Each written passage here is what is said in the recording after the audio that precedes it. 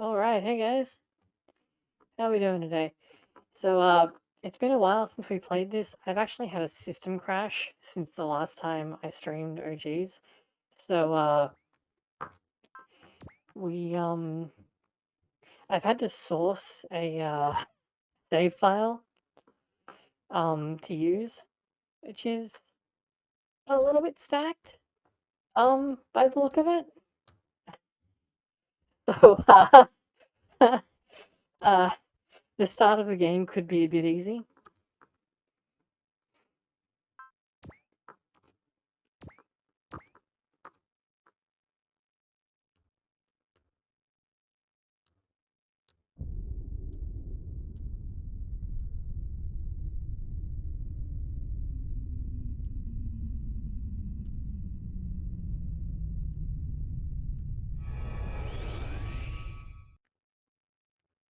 I'm already salty about this.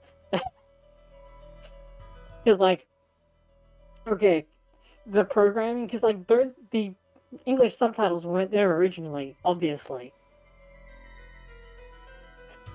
So like those have been added in. That's not super easy to do in a PS2 game. They're like notoriously difficult to do that in. Um, and then the script is like, what the fuck is this shit half the time? There we go. Oh, this does have an auto mode.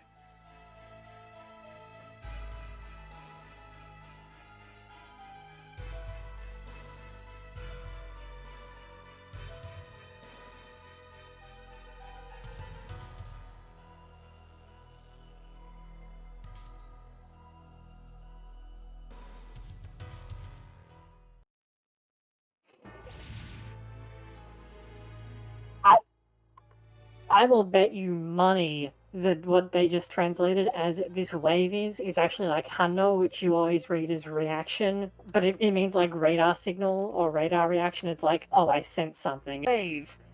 Even though it literally uses that word.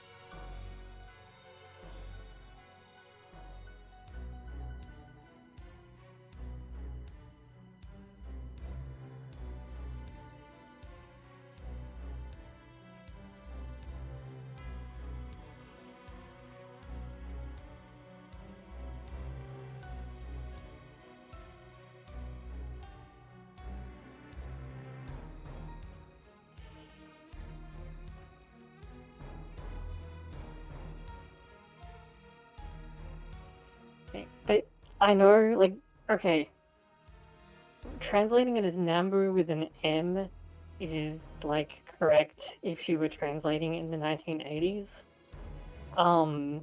Because that was a style where they, for some reason they were like, oh, it should translate as moo for whatever reason. Um, and at least they're consistent about it, but like, oh my god, it pisses me off.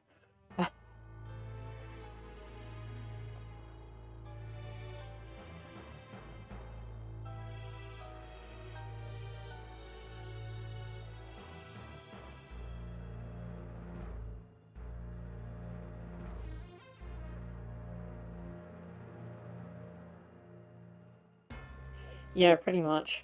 What was the one that got translated recently?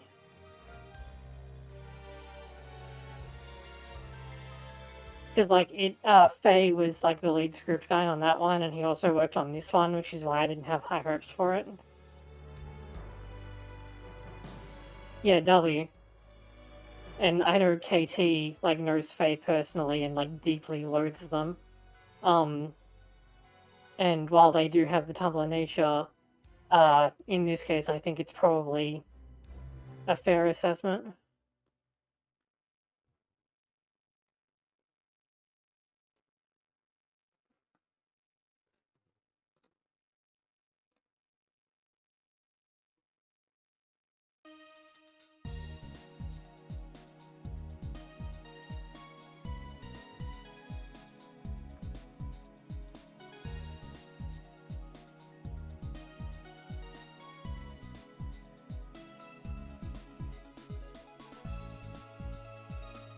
I kind of forgot that, like, the first few stages of, the OG's version of 2 are, like, completely new content.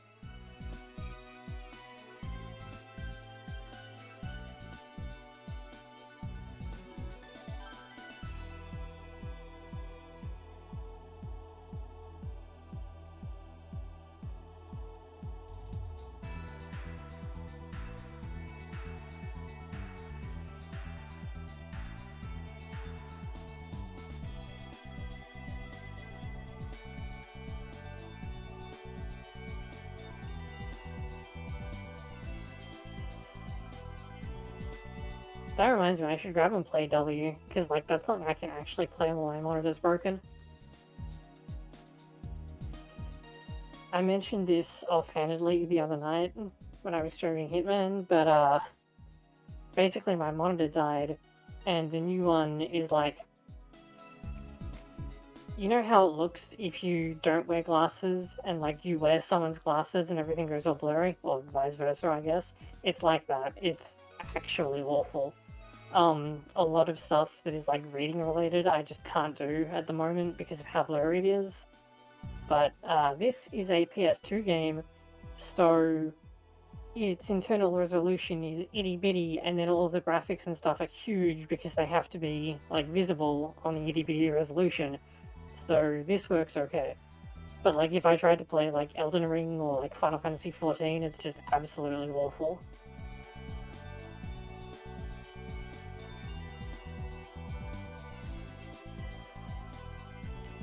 You know what, I'm just gonna fiddle with my captions and the layout real quick. Stream, don't you start picnicking. It's because this isn't a, like, PC monitor, this is a TV, it's not designed for this kind of close-up use. So,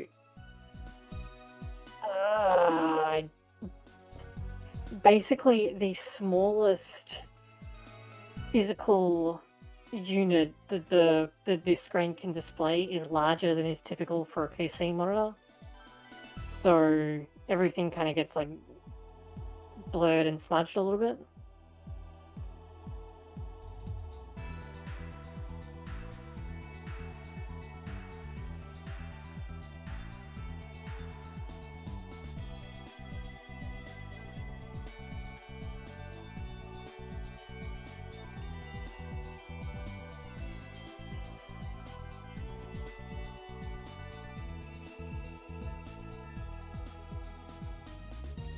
Where did my captions go? Alright. Come down here.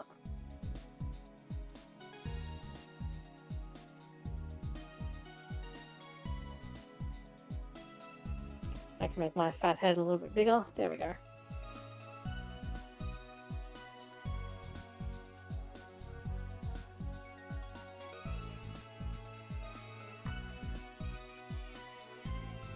Hopefully that's a bit better. It's kind of hard to rearrange things to have a, like, 4:3 game in the box, because the layout isn't really designed for it.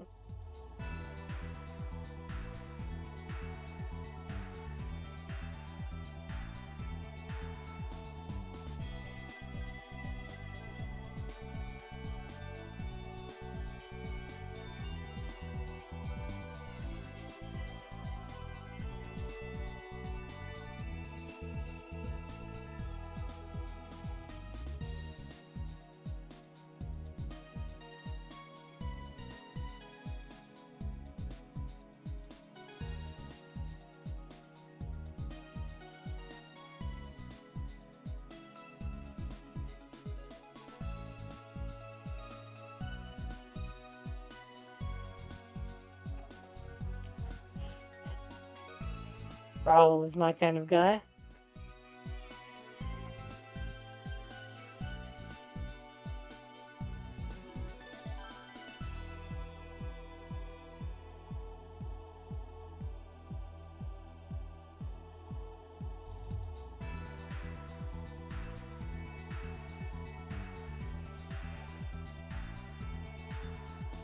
You know, now that I think about it, having this here is actually kind of strange.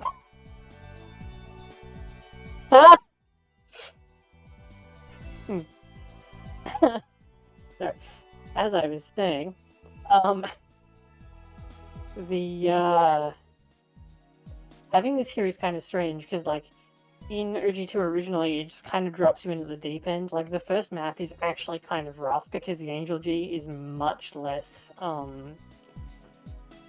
uh, durable than it looks, since it comes in at low HP and is kind of messed up, and Lamia is a weird pilot. Um, and then, like, there's terrain that gets in the way and your units spawn in weird places, and you can't get the skill point unless you make proper use of Excel and Spirit commands. So, like, there's no tutorial or anything, whereas in this game, you get a few stages that basically work as a tutorial, except that you can't play, or, like, you could have gone straight to OG2, I guess, but, like, first of all, why would you do that if you weren't already familiar with the games? And second, if you were coming here from OG1, there's no reason for you to have a tutorial at the start of OG2. So it's actually kind of weird, like, from a game design perspective.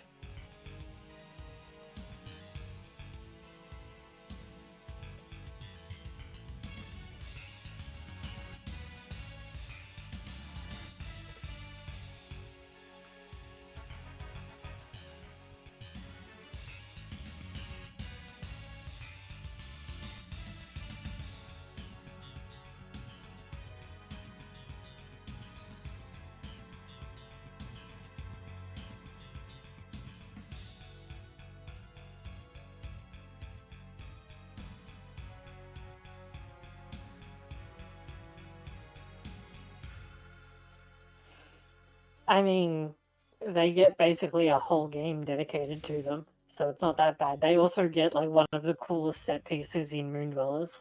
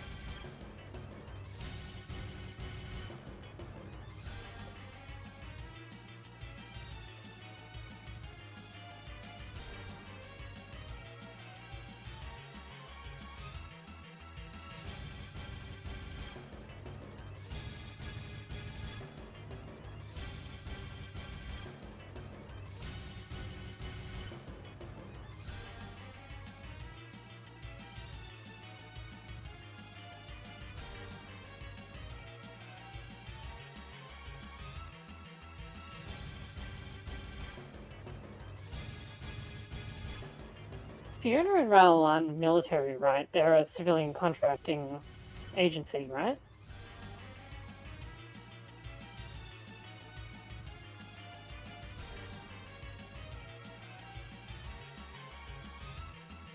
Okay, because, see, I have the cursor turned off so that it doesn't get left on the screen, but that metal thing sticking out from their collars is a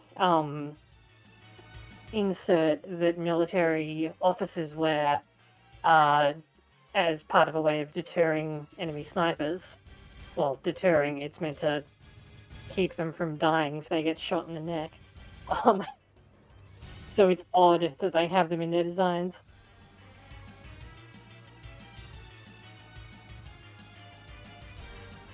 Yeah, well, that's true as well.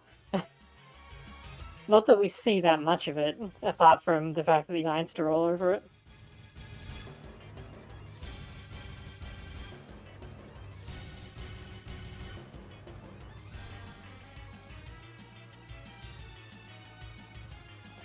I thought there were civilian contractors in R as well.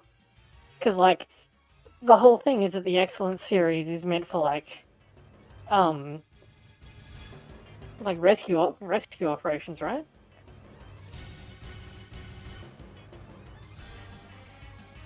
Yeah, that's because the original Final Mechs were ridiculously overpowered and a big problem in universe. Like, the reason that they stopped using the time engines in Moon Dwellers and OGs2 is because the time engines were causing more trouble than they were worth. And so they retooled them for the rescue, which is actually a dedicated rescue unit, which was the point of the Excellence series in the first place. And then they basically built the diver frames that they use in OGMD in like 5 minutes, um, specifically to hose the Moon Knights and stop them from stopping time. So it's kind of understandable that they don't look spectacular. I'm pretty sure they'll be back in full force for OG's 3. Well, the problem is that, one, that would probably be a terrible fucking idea. Yes, just give Shu, like, more ideas. Um,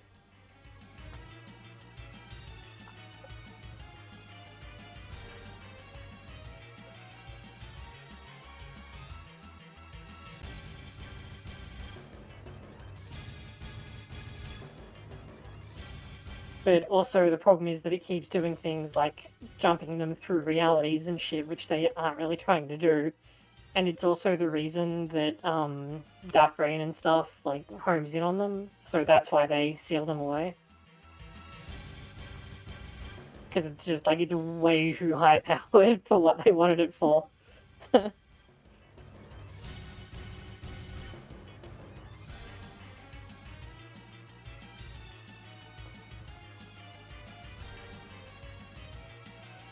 Like it's basically the equivalent of sticking a jet engine on like a soccer mom minivan.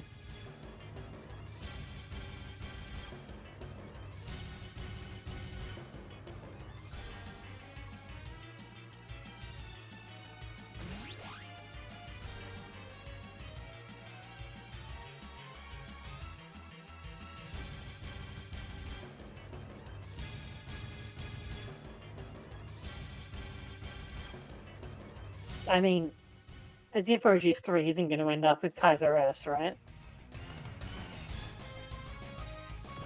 And so there's no way they're not going to break out the, Uh-oh, I need to set the... Right. Look at the funds! Look at the funds!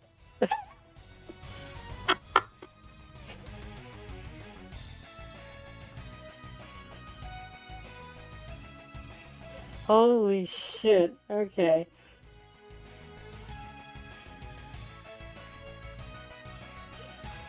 So, like, people basically only upload, like, one kind of save file, and it's usually a super stacked one, but, like, holy crap. Okay, actually, how much PP do people have? Because, right, yeah. Oh god!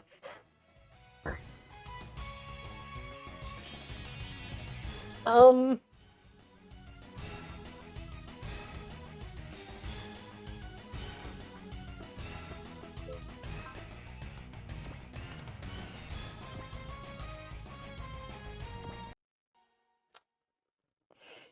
I think I'm just not gonna use that file.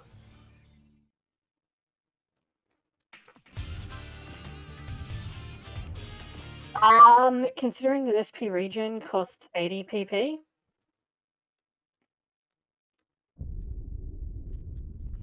it's like, it's not only a lot, it's like infinitely too much.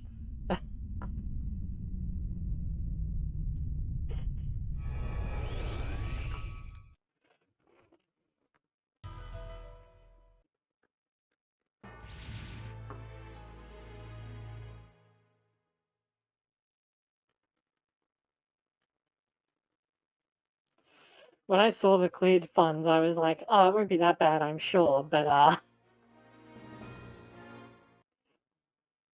yeah, pretty much, and, that kind of takes the fun out of the game, so I'll just do it naked and suffer. It's not like the, clear file that I had was particularly well stacked anyway, so I'm not really losing that much.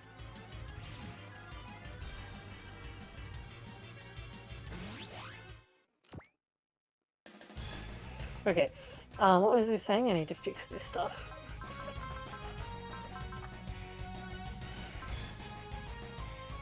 Oh, that's right. I forgot.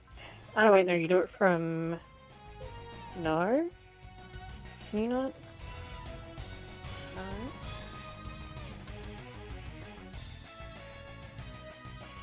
Hang on. Can you not change the... I guess you can't change what square and triangle do in this game. Oh, no, wait, here we go. It just wasn't what I was expecting. Okay, so speed up, subject, display, transform, stream, yeah.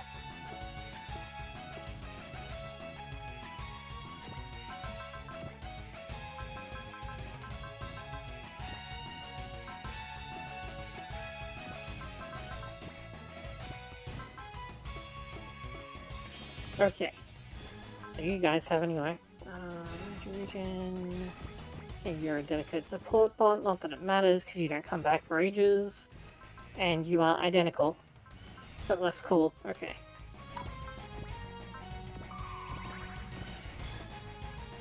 Oh! Okay.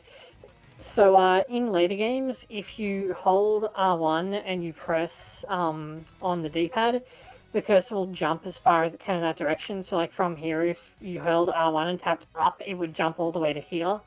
That didn't exist in this game, apparently.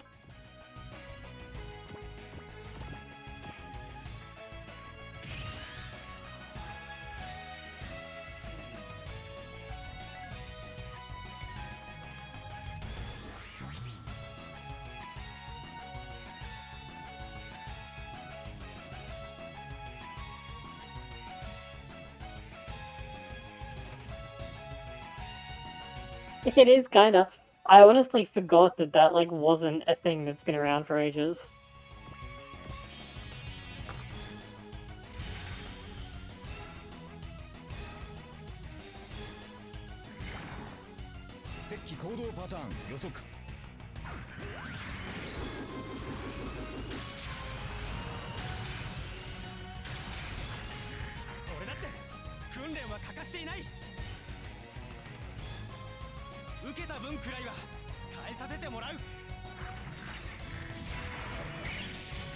Yeah, it's kinda, I mean, you can use the control stick, so it's not that bad, because, like, on the GBA, the quickest way to move the cursor was to mash the D-pad.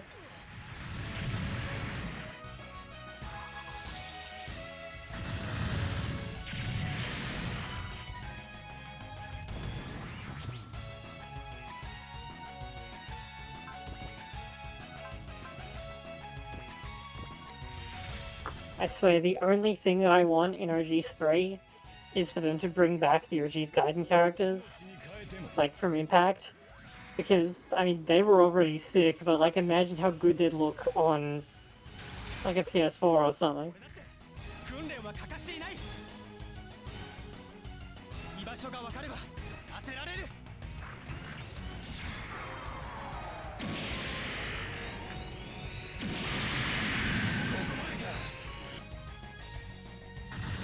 I'm pretty sure Fenn's younger than me.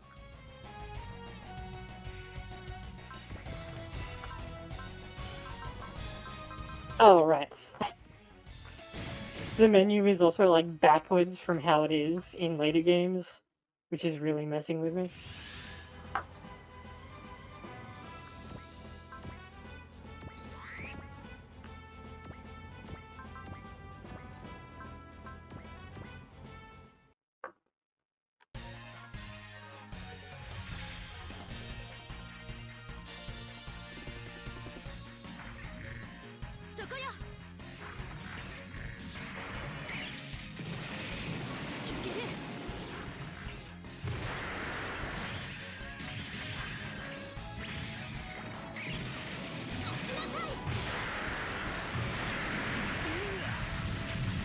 Okay, so all of the dialogue in that was basically made up.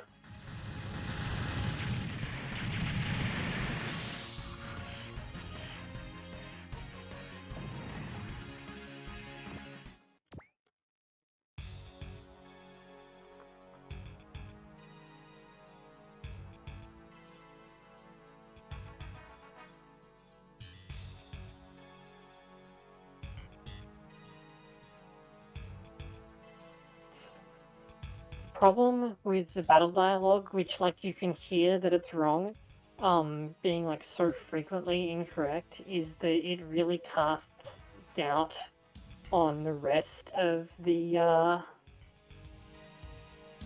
text being translated accurately, and that's kind of a big deal when it's the main reason that you would want a patch for a Super Robot Wars game.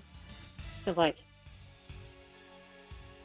okay, let's be real about this. If you have reached the point of playing a Super Robot Wars game in Japanese, you probably can like tell enough Japanese by listening to at least follow the battle dialogue, because most of it isn't very complicated.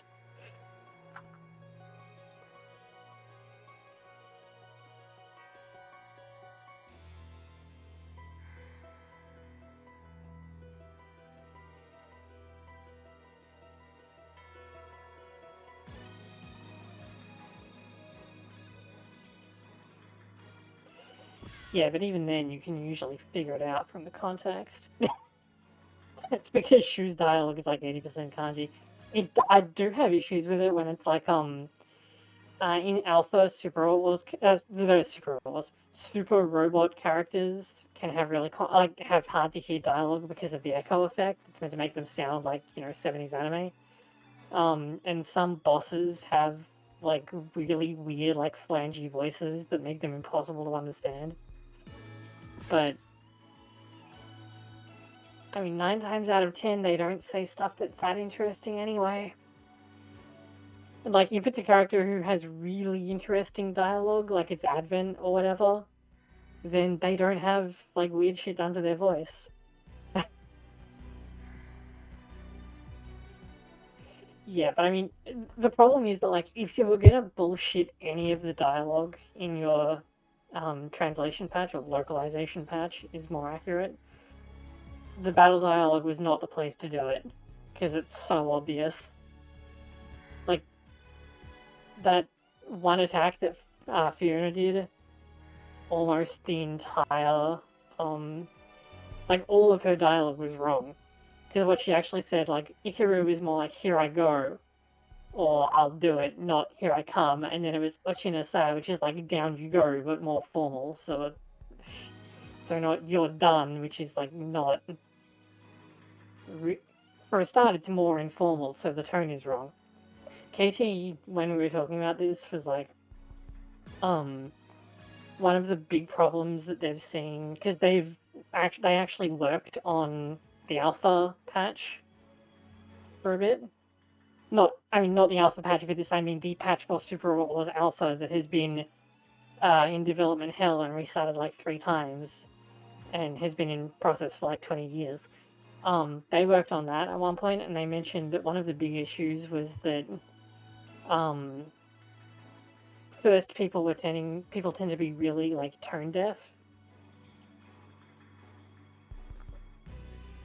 which is a big problem because in Japanese, like, the main way that characters express themselves in Japanese text is their word choice and which forms of words they use.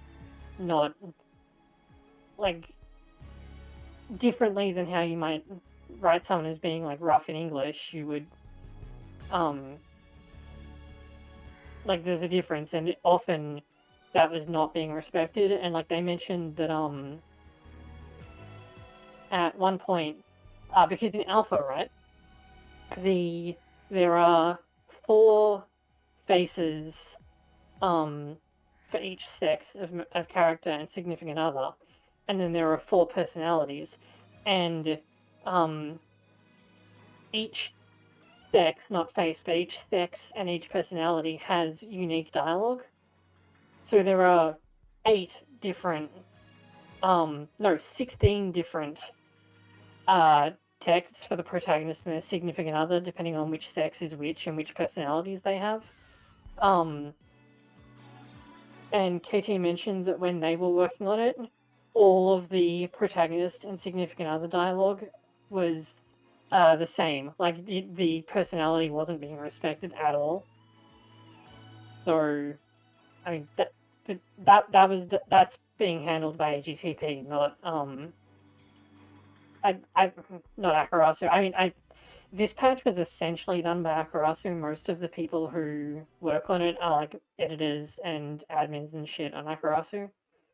So it's not the same group, but like it's obviously a problem in the scene.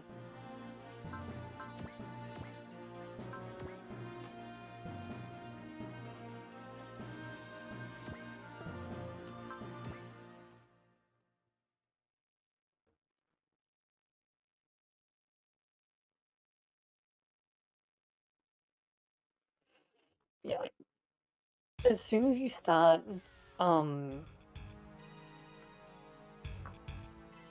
I guess just not respecting like even something as small as the battle dialogue, or like you add stuff to the text that wasn't there before, or you just get things plain wrong, it really throws into doubt like the story text, and that's the main thing that people want translation patches for.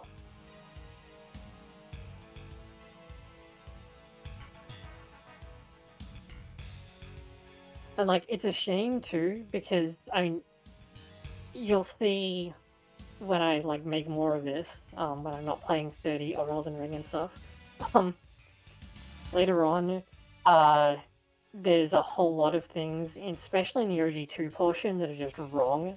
And I'll like we'll get into that when we get into that, but it's really bad. Like it's really bad. Um, Sludge anyone? Uh, so, but there are other problems too, because one of their mission statements was that they were like, oh, the GBA patch. Hang on, let me fix my avatar because I'm wobbling all over the place. There we go. One of their big things was like, oh, the GBA patch was wrong in so many places. But then, like, one of the things that we knew even back when, like, the GBA community was the Super Outlaws community, and then people were like, oh, hey, Super Outlaws 3 happened, like, a while ago, we should check that out too. I know, right? Oh, sorry, I just peeked the mic a little bit.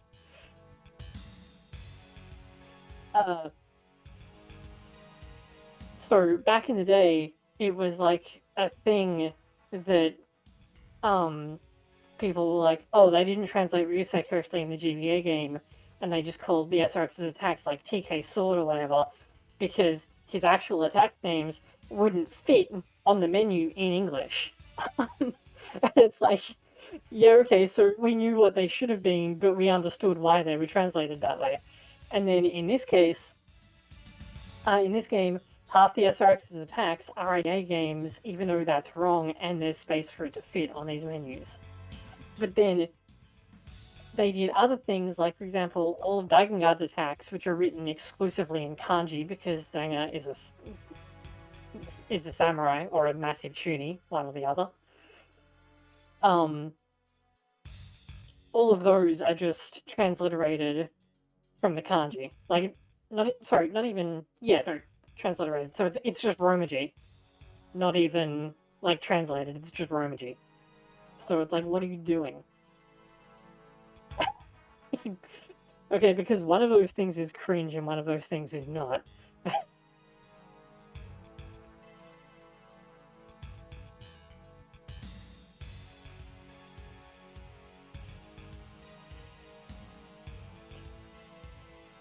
Oh, our frame swapping system is pretty handy. Do you think it could be the time flow engine?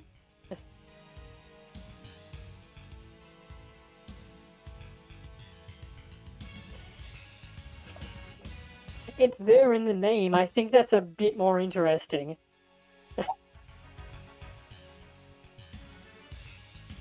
Okay, it's not even like, oh, it's called that, but I don't know what it does. Like, she just said what it does.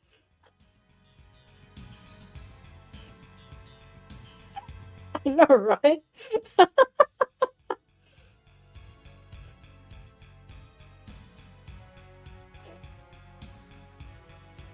Oh, they're barely more efficient. That's not the point. You made something that interfaces with time.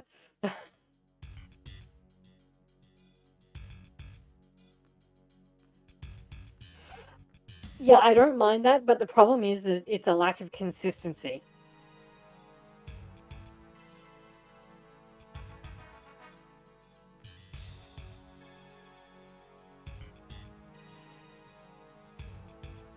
Like, if you were going to do that, then you should have done the SRX's attacks as like Tenjo Tenge or whatever, and just dealt with it. But it really feels like there were two distinct editors, and one of them gave a shit and one didn't. Which is also how modern Super Wars translations feel, honestly. Because, like, they have the same problem where the battle dialogue is, like, completely whatever, and it really makes me doubt the, story text. And, like, V has issues as well where, like, for example, one of Nine's pieces of dialogue was punched up. So, in Japanese, she just says, yeah, that was, a pretty good dodge. But in the English text, it adds on for a human, except that text can play before it's revealed that Nine is, like a walking supercomputer, which is kind of a big reveal. And also, some of her dialogue was lazily copy and pasted from female protagonist to male protagonist, or actually the other way around. So sometimes she calls them by the other one's nickname. So she calls Chiaki like Cap or Anarchy or whatever she calls Sejiro, and she calls him the other thing. It's like really bad. X and T and 30 are a bit better, but they still have a bad habit of just like getting battle dialogue wrong or adding text where there was no dialogue.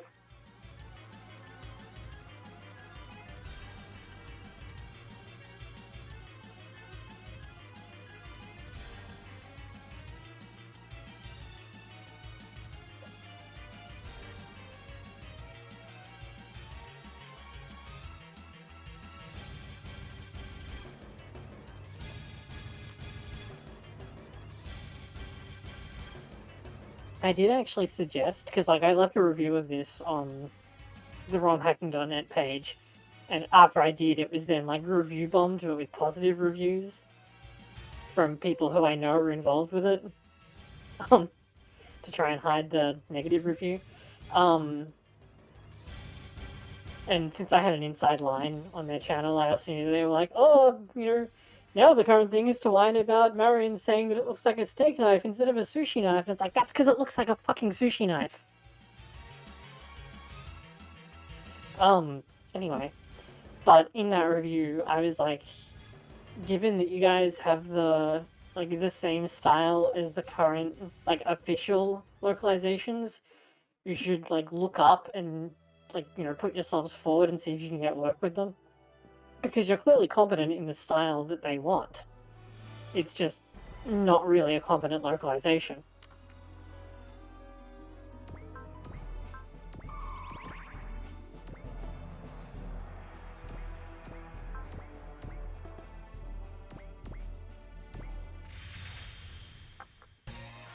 It's like the previous stage basically taught you about like moving and shooting. This stage teaches you about terrains, because you have the ground attacking excellences, which have these huge damage bonus against things on the ground from having like all their weapons like S rank ground, but they're B rank in the air, and like these things are good units.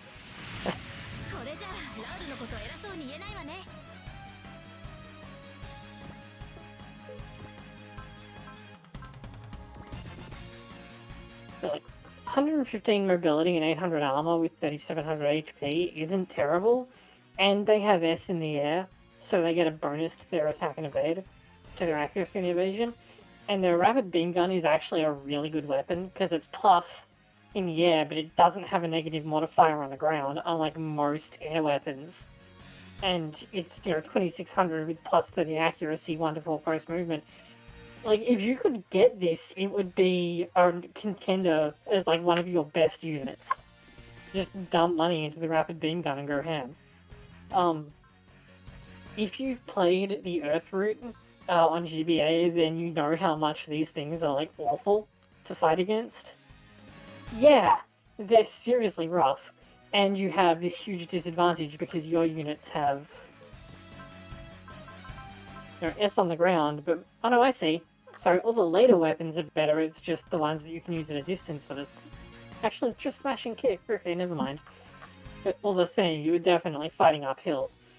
But, like, again, there's no reason to have this here because if you played OG1, which is on the same disc as this game, then, like, you know what terrain is like because you spent half the game dealing with it because you're either in the water or you were fighting... First you were fighting things that fly, and then you were fighting things that had bonuses in space terrain when you didn't.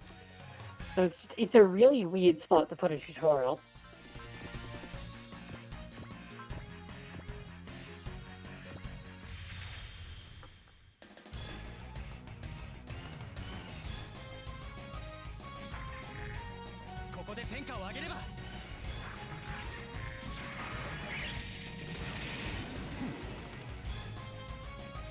Never lucky. 攻撃パターン選択終了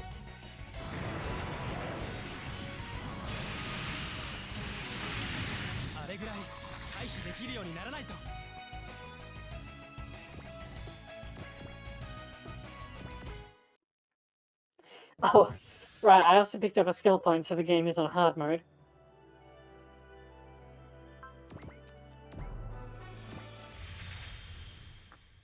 Like 75% accuracy incoming versus 66 outgoing. I'm pretty sure that these things are the main reason that starting in OG2, the Alt Ison and the Vice Ritter both have a beam coat by default, specifically to fight these.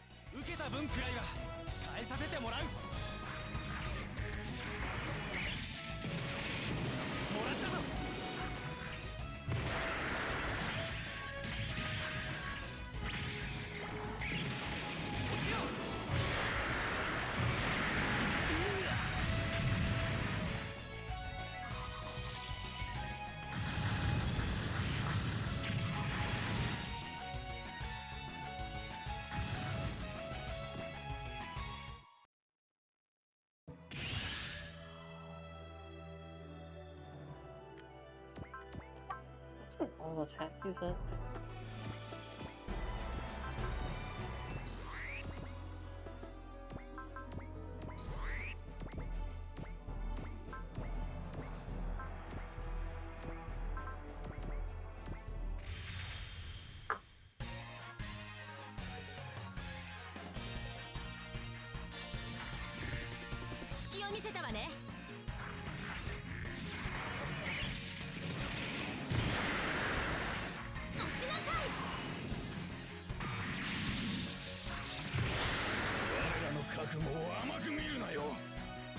I actually really like the ground attacking excellent frame because it's kind of like a I guess a smarter version of the Alt Ison, which is basically an over-designed junk heap.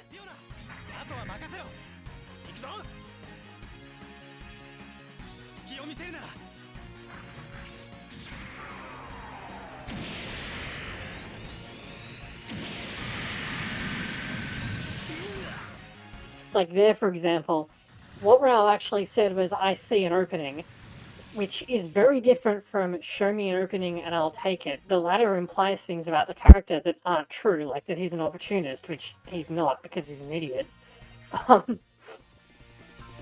So it's really bad.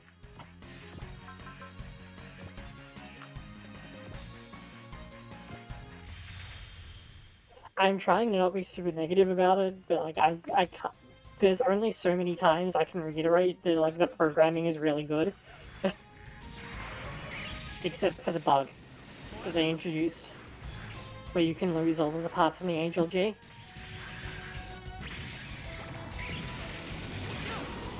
Which I actually need to watch out for, because this is still the original version of the patch.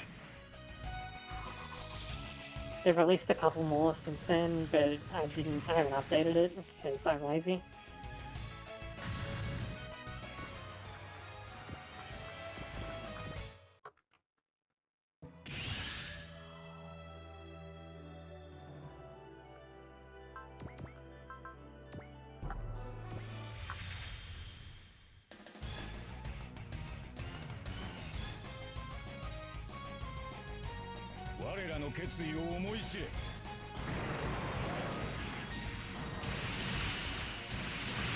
Ketsu is more like determination, which is more appropriate since they're the DC remnants that are just barely hanging in there.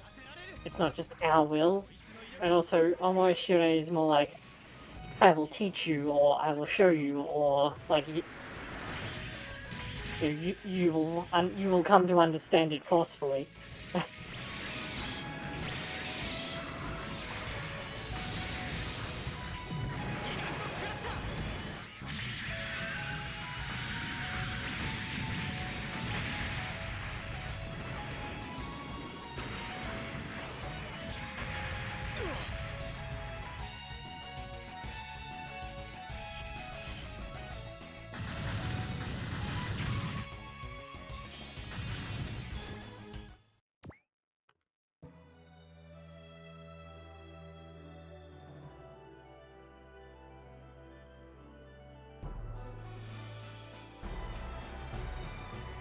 Actually, speaking of good programming, something I'd forgotten is that the title screen, which I kind of went through pretty quickly, but it actually has like karaoke subtitles at the top of it, which is really cool.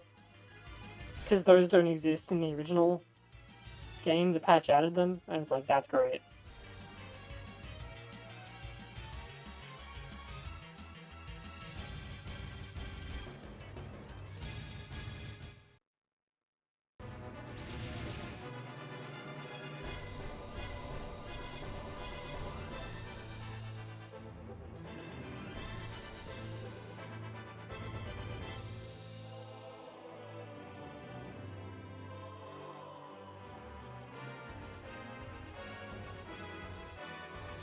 Okay, if you're going to translate the third kanji as scale, why wouldn't you translate the first two as like Blue Dragon or something so you kept the theme where all of his weapons have three-part names?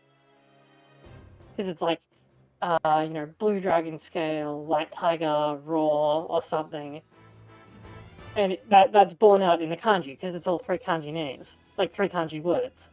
So you could have translated it into English, you just chose not to.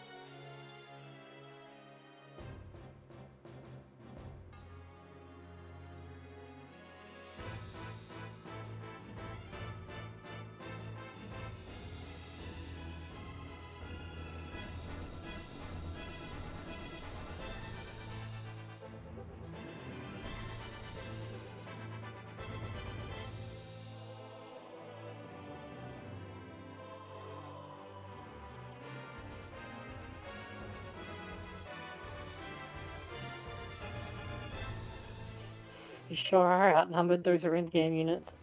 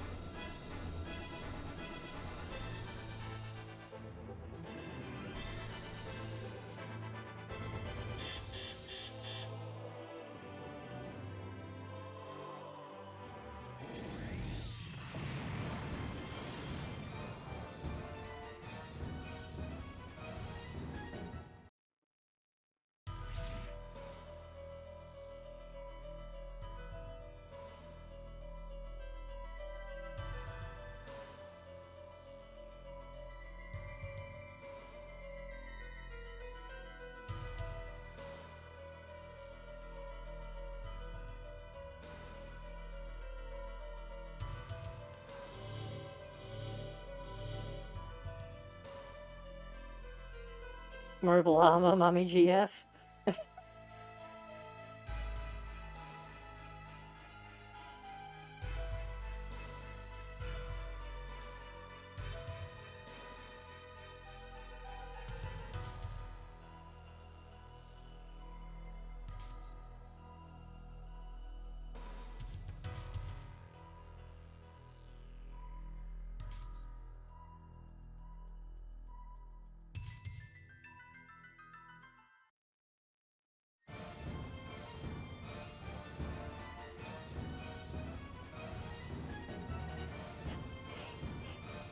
Teleports behind you. Nothing personnel, kid. 観念するんだな。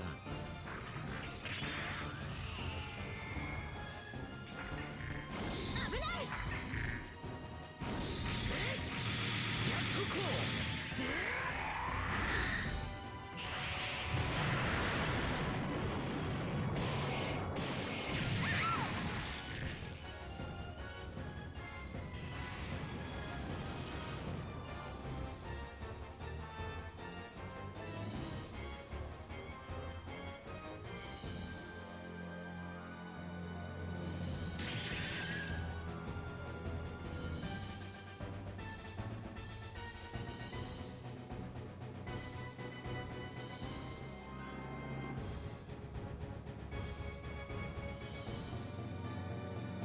Actually, this is impressive too.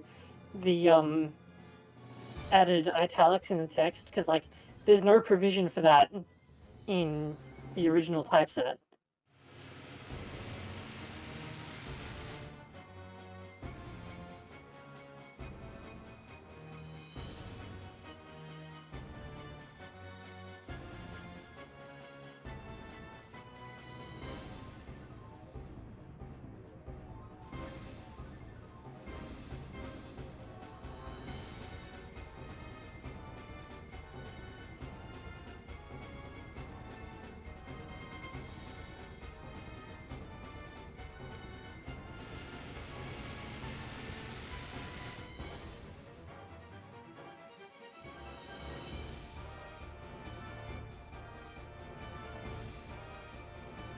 Yeah, that's like the thing that pisses me off the most. Like if the one part is like if one part of it is really well done, and the bits that aren't are in, like really obvious, and it stands out a lot more. On top of that, it's kind of like the people who did the programming stuff did such a good job, and they were so let down. And Google Translate, what the fuck are you doing? So the caption plugin that I use is powered by the same engine that runs Google's Open Captions, and sometimes it becomes very strange.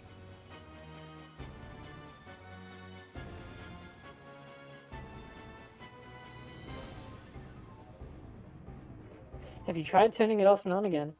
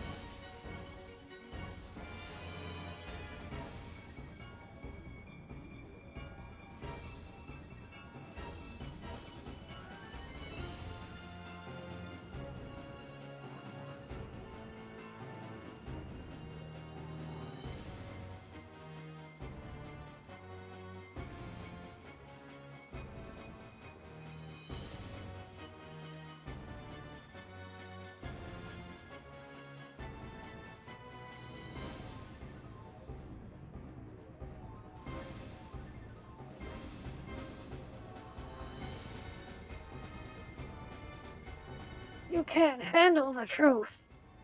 Actually, isn't that literally how the plot plays out?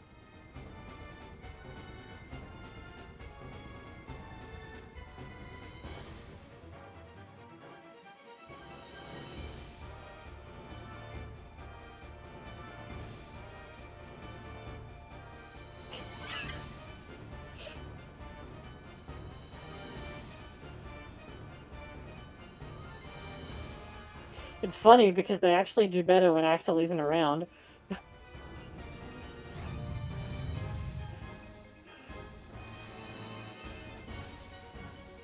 Like, they perfectly infiltrate OG's world and, you know, with, like, one loss in the form of Selena, except that was retconned later. And then Axel shows up and everything goes to shit.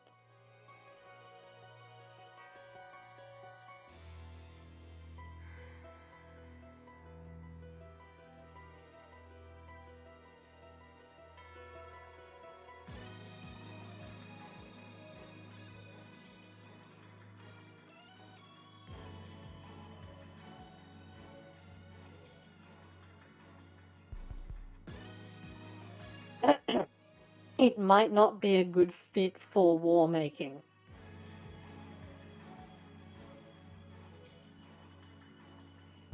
Okay, that's a line that needed some QC.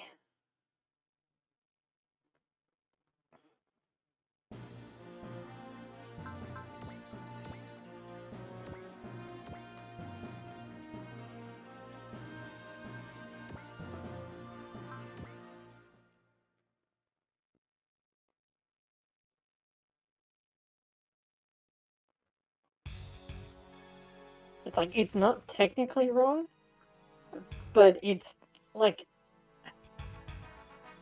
if you speak, like, you wouldn't say that in English, like, ever. Or at least, like, not outside of, like, the radio adaptation of War of the Worlds or something. Yeah! That's actually a really common problem with, like, translations from Japanese in general, because of the way that the sentence structure works. And especially in amateur translations, it's really rough. Like, the old translation patch for Super Wars 3 is an example. If you can still find a copy. The new version, because, like, they went over it again and did some programming hacking stuff to make the text flow better and stuff, but they also did a lot to clean up the quality of the script because it had a lot of, like, amateur garbage like that in it.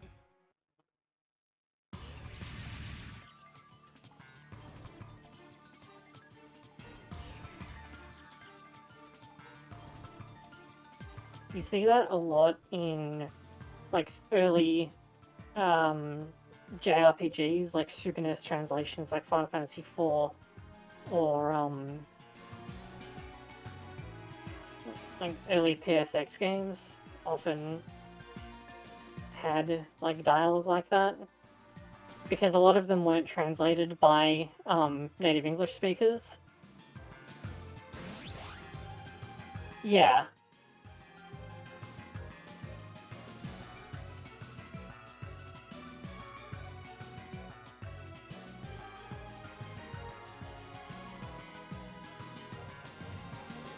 A good example there is that the "could it be that he did" was almost certainly like "massacre," but in this context it means more like "don't tell me."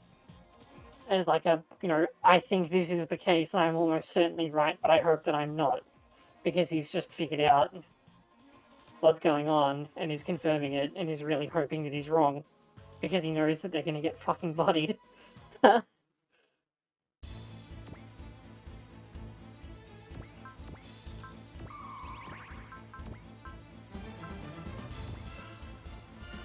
Oh wow. Okay.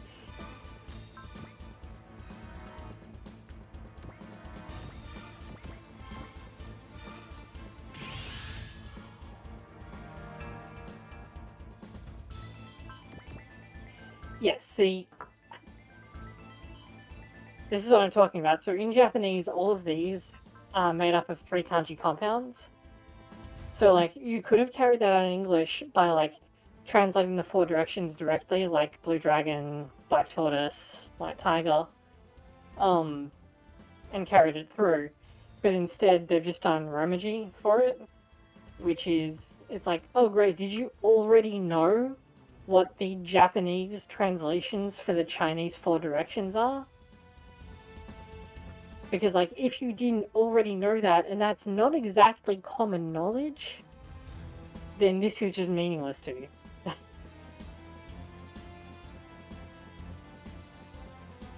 And, like, if you're playing an English patch, it's not like you speak, or it's not like you read Japanese, right? So you can't really make assumptions about the cultural knowledge of the people playing the patch. Like, this is the kind of thing that you need to translate.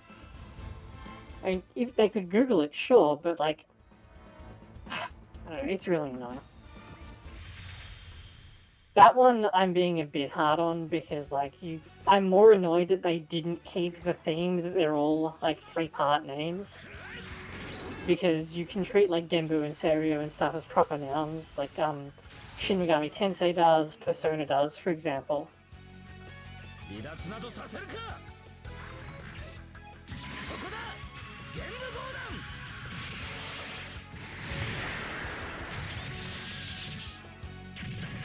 脱出します。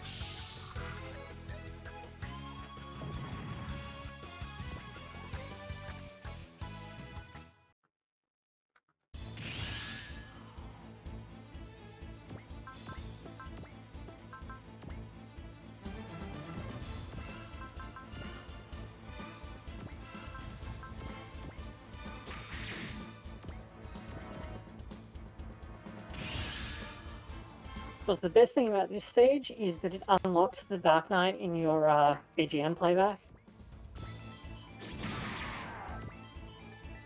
So you can then set it as a unit theme later on.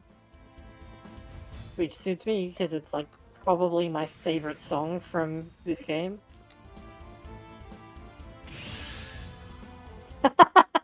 I usually set it as, like, Katina's theme or something, because she, except now that I think, like, she actually got a theme in OGs, and Russell's is still Born to Fight, which makes it clear that that's just actually his theme song now.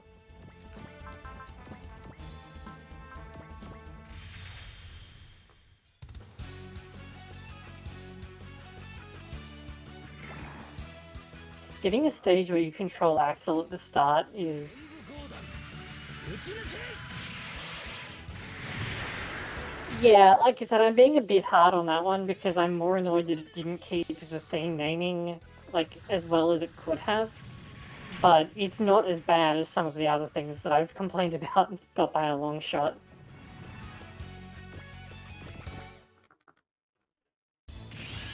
I will say, like, adding this particular stage where you get to play as Axel is really cool.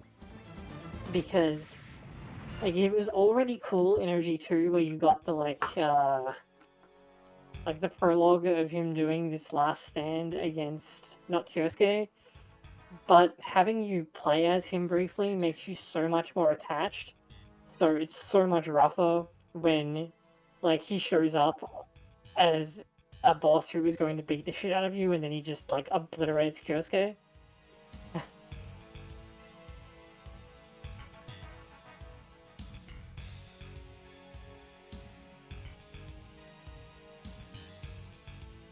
That too.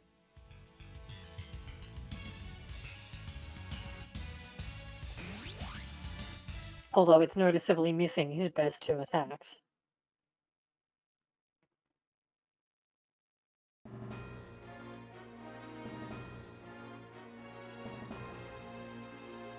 Yeah.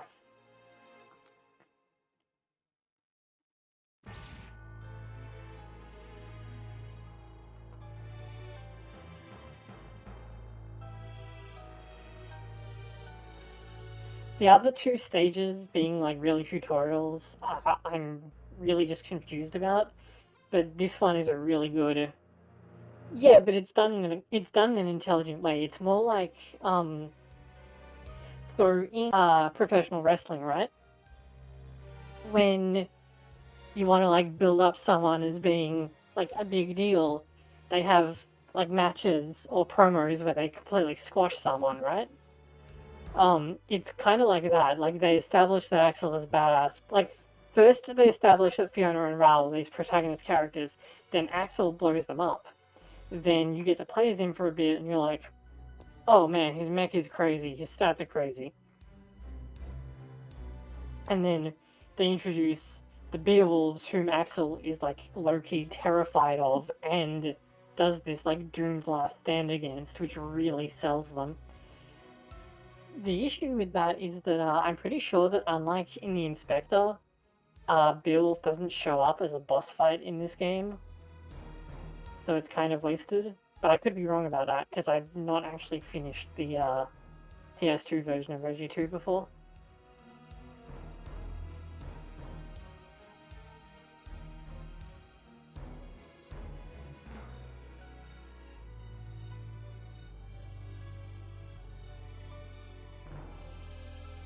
I mean, I would go in, like, I would lose my shit if they did that. Especially because, they've got to do something about Excellin, right? Like, because her voice actor died.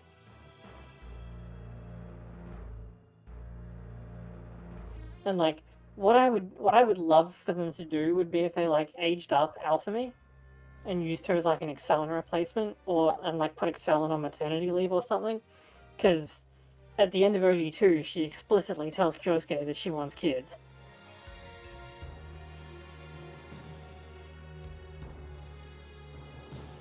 But if they were to bring in Alphemy as like a replacement for Excellin from a character point of view, because Alphemy shares a lot of gameplay mechanics with Excellin, because they're both like support defensive unit characters in units that aren't really designed for it, and they have like weird spell layouts, and their attacks have like kind of strange ranges. So they do already share a mechanical niche. But if you were to bring Alphemy back, then you would definitely need to put something related to her as a major thing. So, assuming that Beowulf doesn't show up in this, which I assume they don't, because I'm sure I would have heard about that, then bringing them back for that would be the most obvious choice, I should think. Especially since Beowulf is one of the few OG specific villains.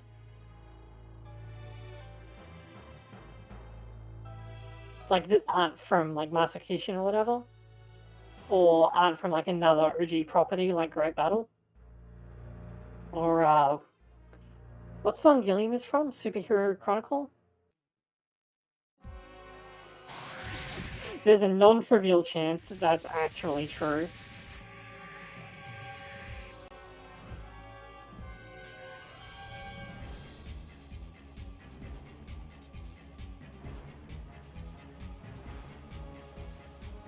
Yeah, the problem is that, like, even if you record a lot of extra dialogue in advance, Excellin is, like, the character who has specific dialogue in OGs. She's like a Midori character, but not. So, and you can't really have specific dialogue without writing the game out, and it's pretty clear that the game wasn't written out.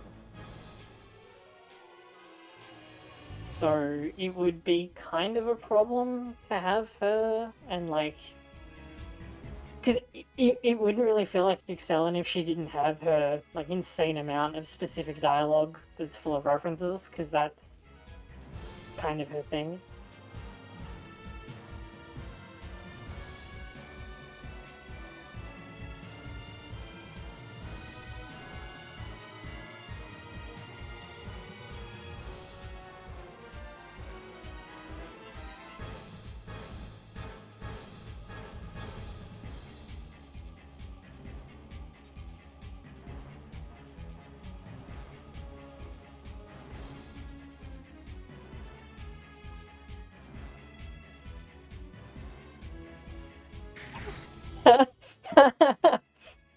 that part is still Kyosuke, though.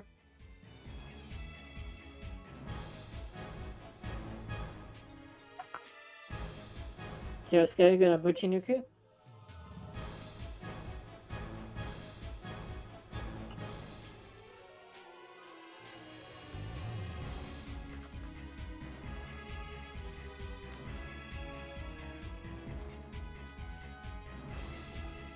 Yeah, like getting Beowulf as like an actual enemy would be amazing, because their cameo in the Inspector was kind of lame. Like, it was cool that it happened, but it wasn't exactly well animated, and it really came off as an afterthought. I, uh, what was the one before that? The CG one, Divine Wars, had the same problem, where it, like, created an extra boss out of nowhere. Which was cool, because it gave us, like, proper crossover stuff with Alpha, which was then retconned later.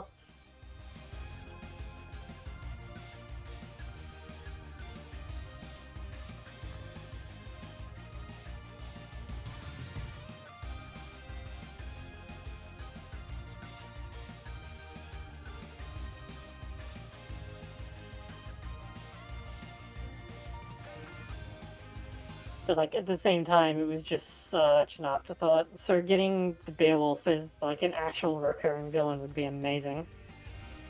Yeah, Cat Jam.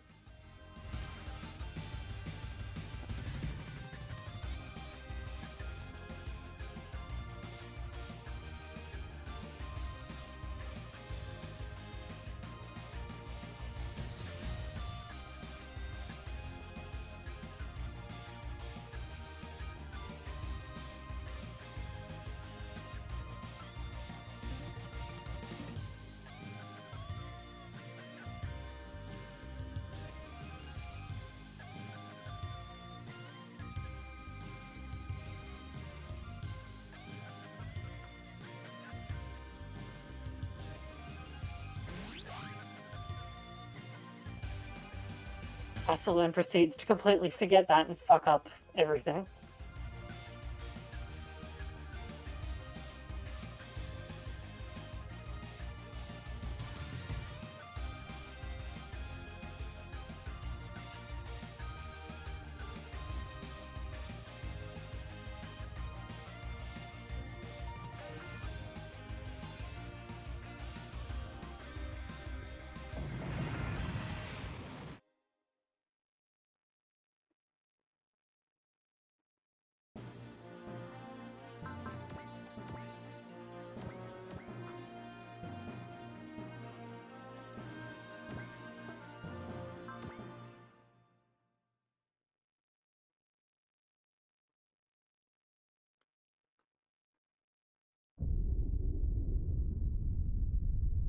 Oh yeah, they also added some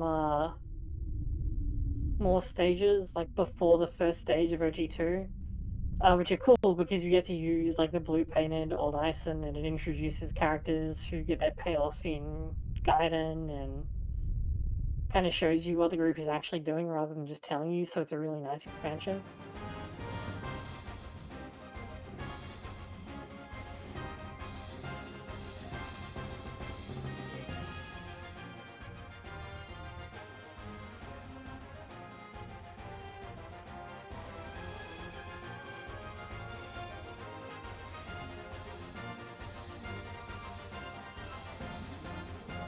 God, I sincerely hate Terra Federation.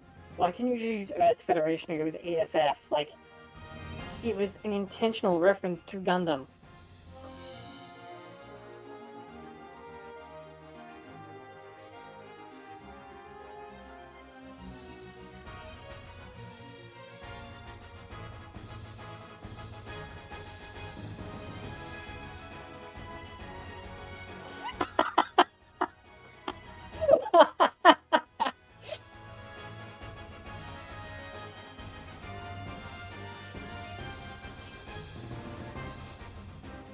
Ah, don't give Australia ideas.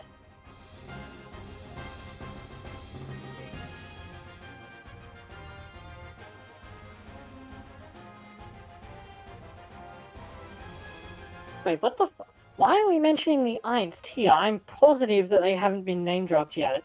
And like the fact that they exist and have a name is a huge deal. Like it's one of the biggest plot twists in the game.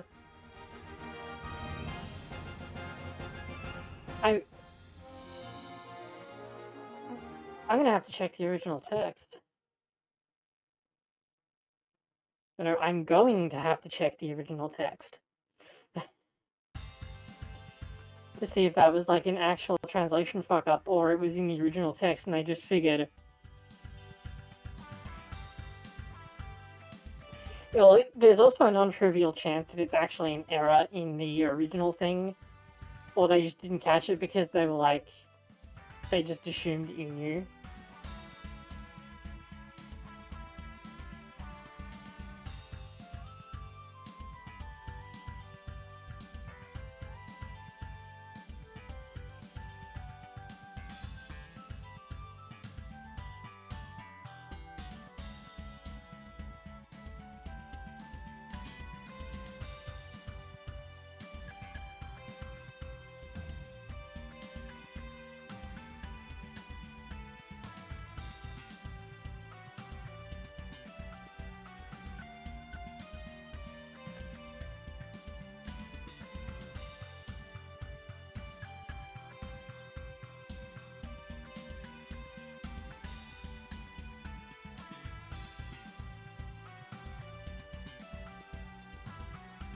You know that crocodiles can still get you if you climb up a tree, right? Because they're quite capable of just biting down a small tree. Because they can just crunch through the trunk of smaller trees. It's actually insane. Like, they don't need to be able to climb trees, they can bring you down to them.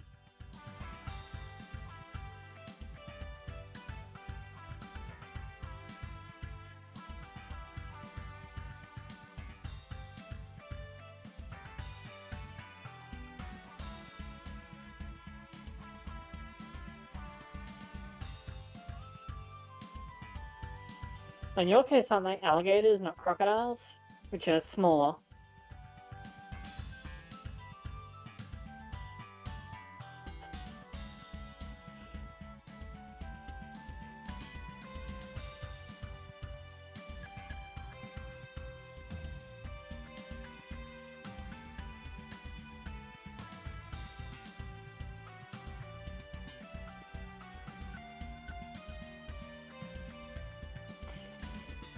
I cannot imagine Kai saying M, like working with him.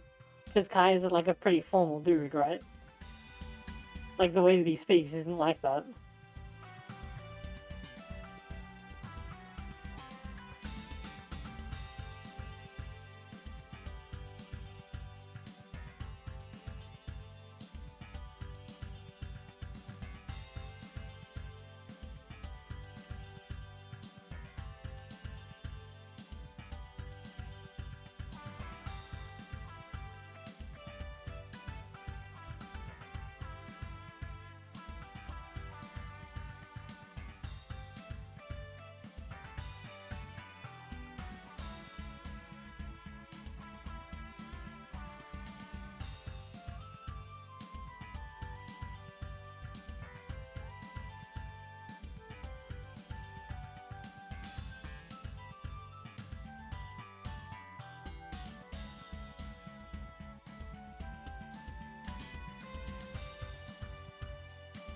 I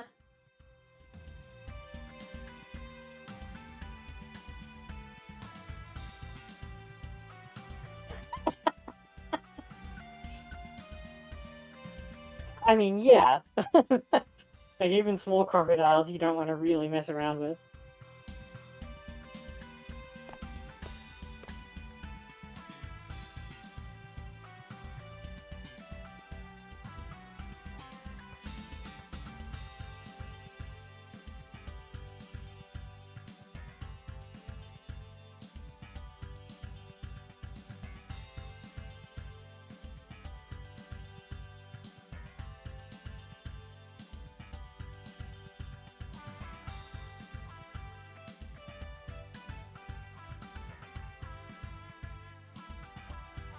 I will say one advantage to them basically always using Ryoto's full name in this version, whereas the GBA games didn't for space reasons, is that it makes it much easier to differentiate between Rio and Ryu. Because that was sometimes a genuine problem in the GBA game if you were like reading quickly.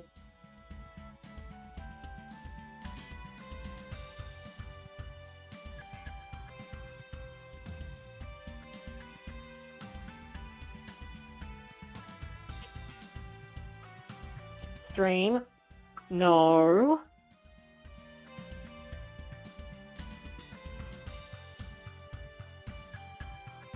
Don't you start picnicking. Good stream. Yeah!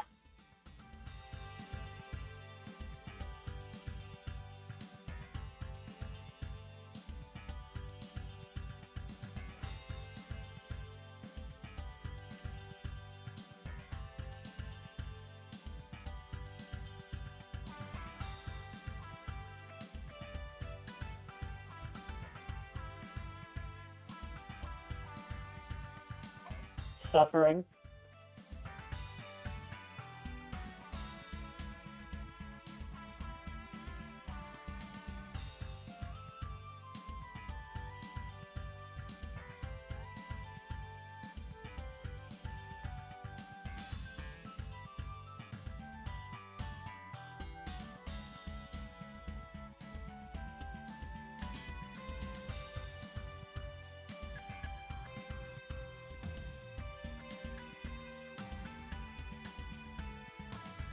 As Rai slowly talks around, admitting that he would really like to have Ryusei on hand.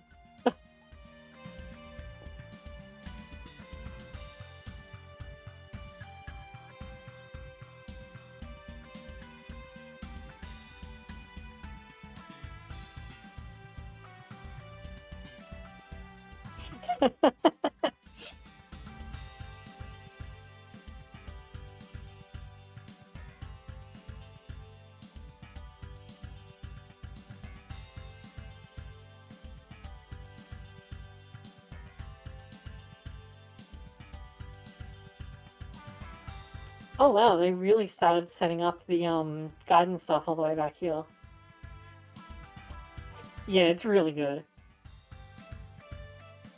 Rai and Aya kind of take a back seat in Gaiden and onwards to the like Ryusei, Latuni, Mai triangle, and then Latuni ends up with a girlfriend instead.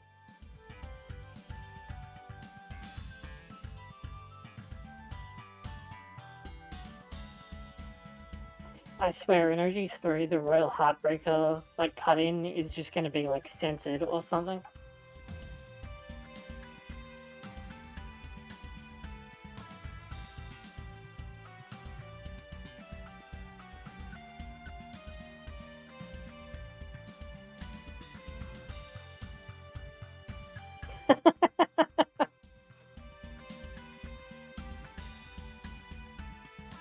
I'm actually a big fan of the Masuki version of the Valsion with the like extended like kibble, I guess, and the shoulder pads, where it looks like it's a Zero mech.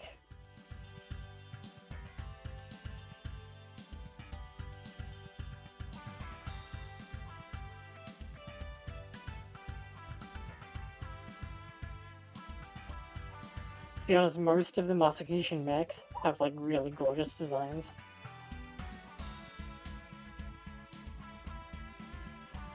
Unfortunately, like I bought Masakushin 3, like I imported it, but the problem that I have is that I can't really stream it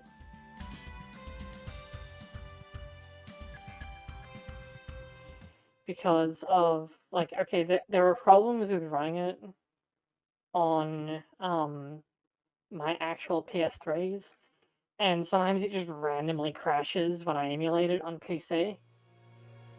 Oh yeah.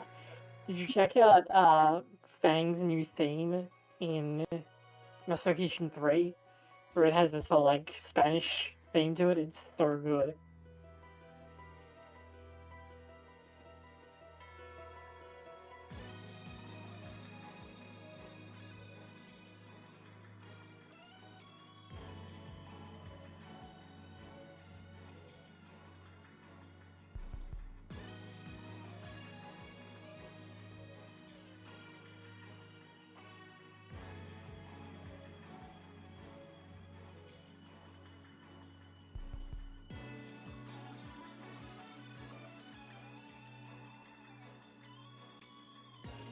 I knew I had it in my history somewhere.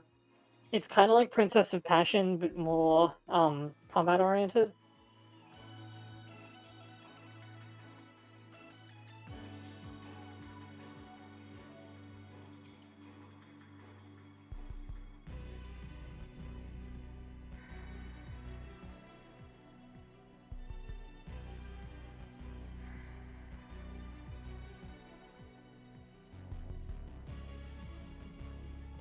So that reminds me, I better open up Akarasu and start paying attention to things like secret unlocks. Because I'll actually have to work for them since I'm not using a clear file.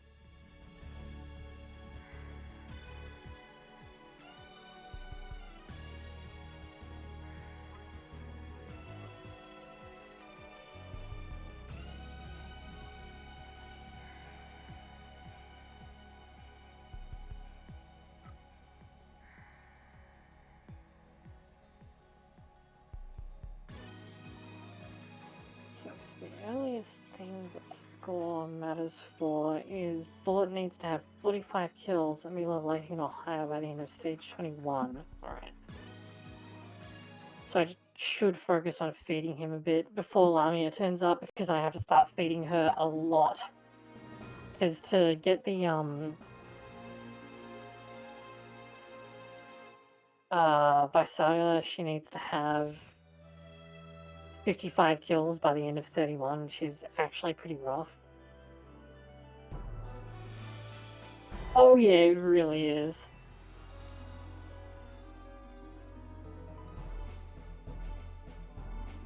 Fang's mech is cool though, because it's he inherits the mech that Masaki's foster dad used,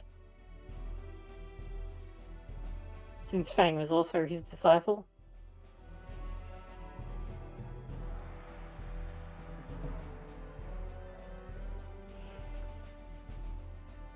They introduce a new girl too, who is like cool and all, and then someone talks shit to her and she turns into this full, like, on a Bancho type.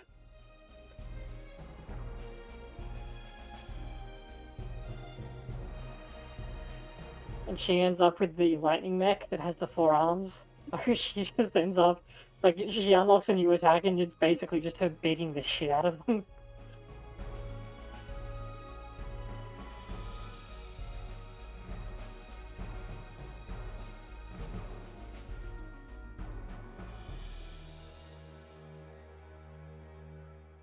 Oh yeah, no, like, okay. I think I'll probably be able to do it in this game because of the extra stages, but like the bullet-related Shisho Blade, I never unlocked it on the GBA.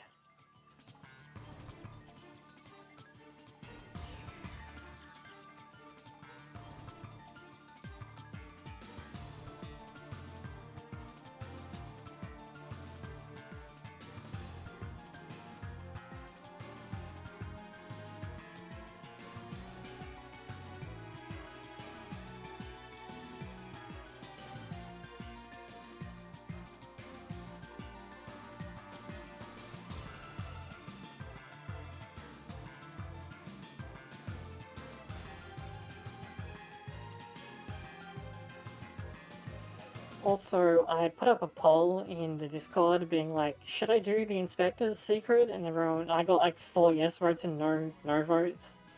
So it's like, because just before this patch came out, I just done that on my actual PS3.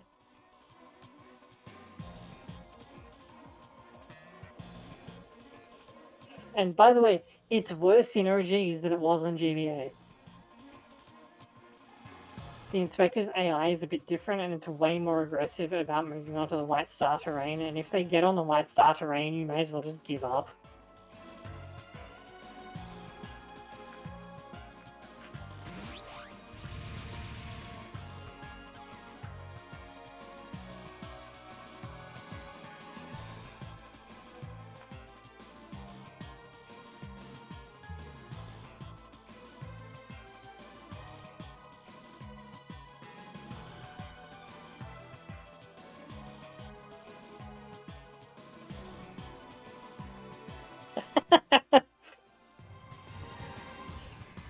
Honestly, I do really appreciate the dialogue afterwards where they talk directly to the player and are like, bruh.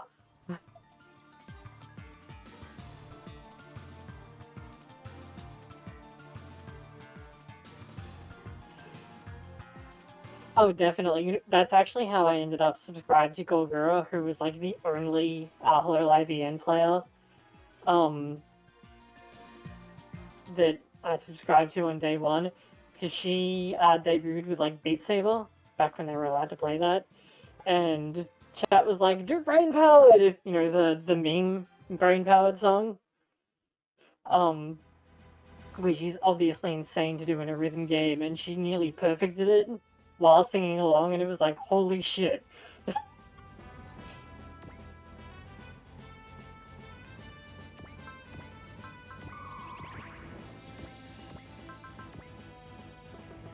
Wait, no, I'm feeding Bullet. He gets to go second.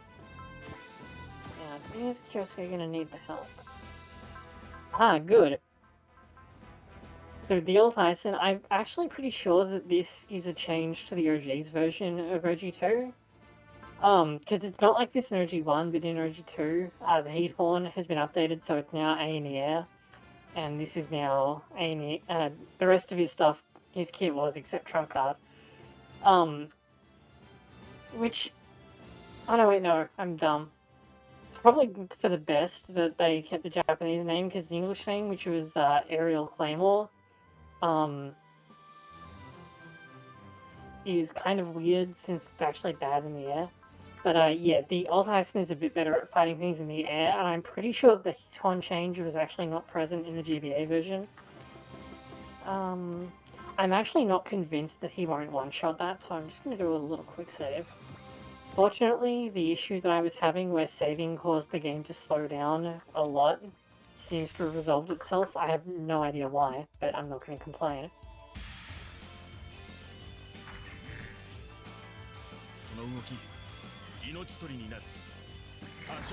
He said, that movement will cost you your life, not that decision will cost you your life.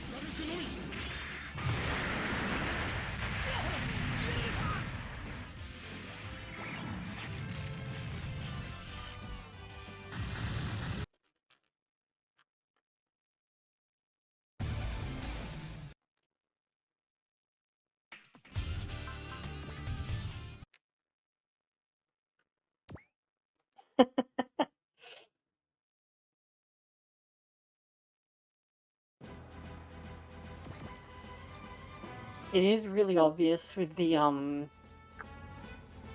console game animations where like the HP bar is reduced depending on the attack animation, not all at once at the end. You can really tell sometimes.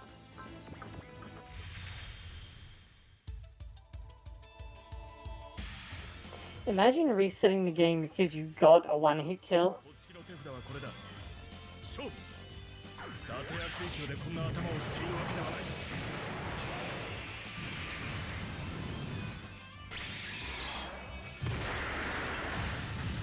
I really love the alt animations in this game though. There's a really great sense of how insanely heavy it is.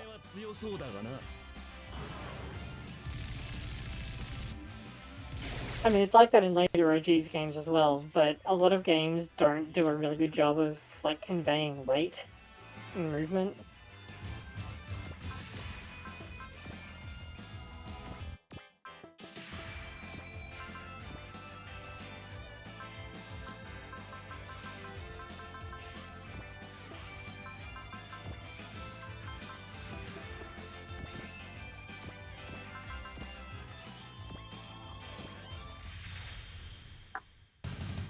Yeah, because that's what it is. 落ちろチャクラムシューター I think part of the reason that I like it so much is that at the time I played the GBA games, I was like heavily into Gundam Seed and Seed Destiny, and so the alt just being like this brick was so different from the super precise freedom and Destiny and stuff. It's one of the reasons that I really like Mika in the first season of Iron Blood Dolphins. I mean, the first season of Iron Blood Dolphins is just a good show generally, but the sheer weightiness of his mech, but also the fact that Mika has like the finesse of a brick.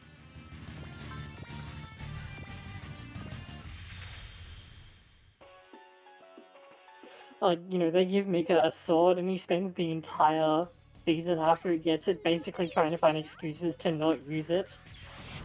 And ends up resorting to like a mech scale power wrench, which is meant to be used in like field repairs and stuff, and he just uses it to go full on repairman. Because that's way easier for him because he just has no finesse. And it's so refreshing after like a decade of characters who are like, oh, such precision, much finesse.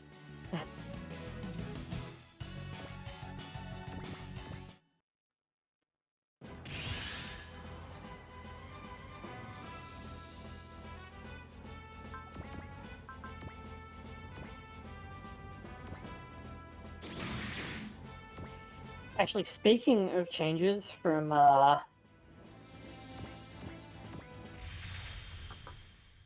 the GBA game to OGs, my favorite like stealth nerf is that they made the Hokabine's Chakram Shooter a fixed weapon rather than being something that you could change around. Since it made the Alt Ison and Kai way too good. Like, what you used to do was you would just take the Chakram Shooter off the Hokabine immediately and put it on either Kai or Kyosuke, depending on what setup you were running.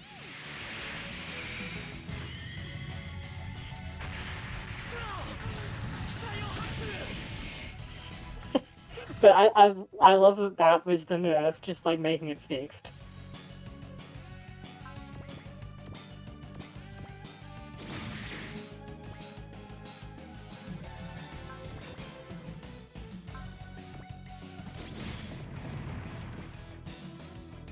I don't know why I'm letting Excel get all of these kills.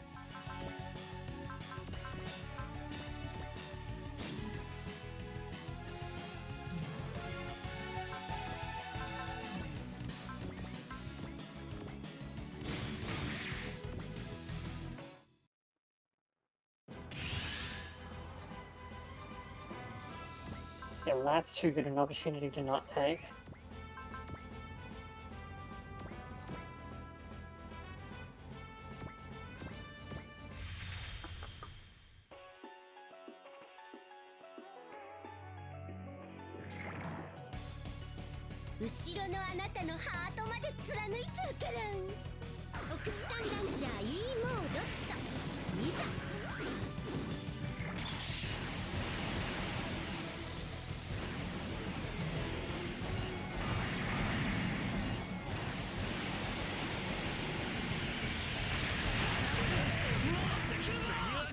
Holy shit!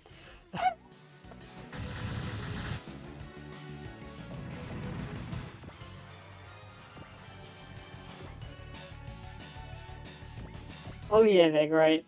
But I did not expect that to kill both of them.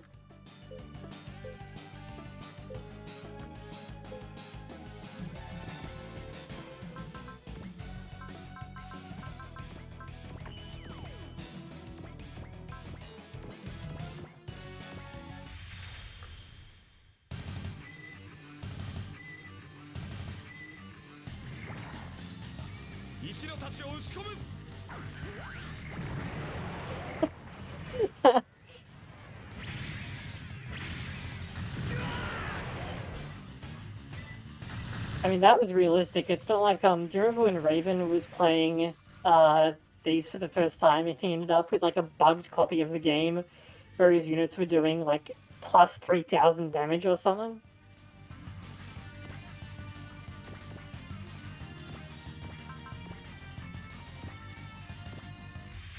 Like he had Kai like unvalid doing like 17,000 damage. かけるかこれで落ちるかどうかその隙は逃がさんどんな走行だろうと打ち貫くのみ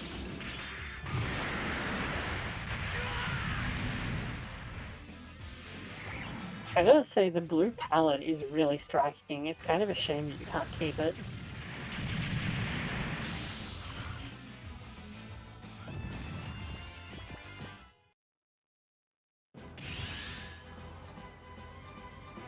If I want the... Oh, okay. I was like, if I want the, skill point, I need to shoot this one down, and then an attack bullet anyway.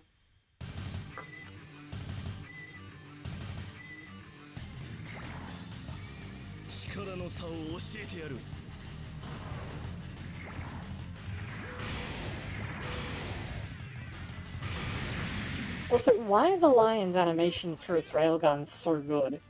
Like, the railgun induction looks amazing. The fact that it, like, counterbalances with its thrusters is really cool. It's... I guess they figured that since you were gonna see it for, like, 20 stages in a row in OG1, that they wanted it to be nice to look at.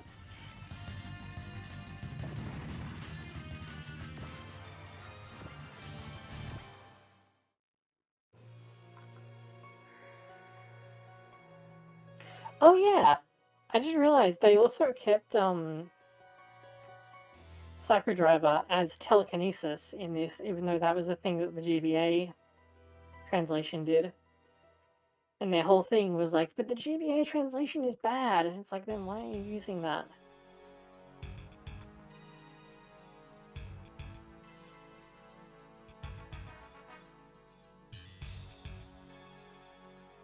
Actually, wait, no, hold on. They changed it to... Because it's actually Nendo in this, isn't it? It's not Psychodriver. Yeah, Nendo is telekinesis, although... I don't know. I remember a lot of people got really pissy about the GBA translation being telekinesis, which might be why it sticks out to me. But telekinesis is not strictly wrong for like a Nindosha or whatever. It's probably best to use that because they use like T-Link and TK in stuff. So it makes sense to do it that way. Without that context, I probably would have used Psychokinesis, but it's definitely not bad. I don't know what I was talking about, actually. Yeah. I just have this memory of people being really mad about it back in the GBA days. But then that was back when people were like drawing battle lines over whether Zanger was smiting or cleaving, like it actually matters. I'll give you a hint, one of those things sounds better in English and it's not cleave.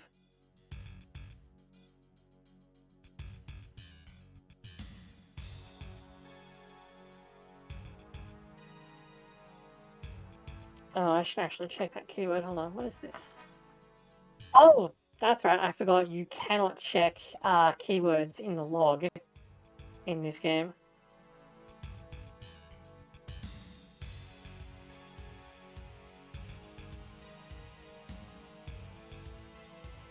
Oh yeah, it was a huge thing. Oh, Finn probably remembers.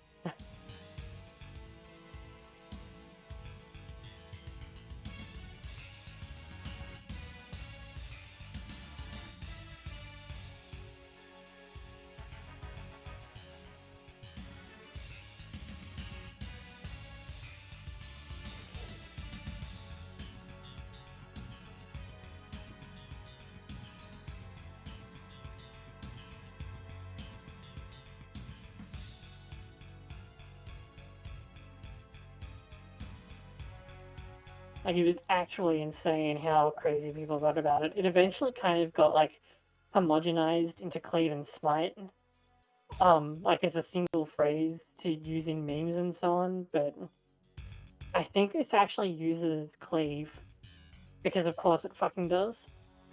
But I'll need to...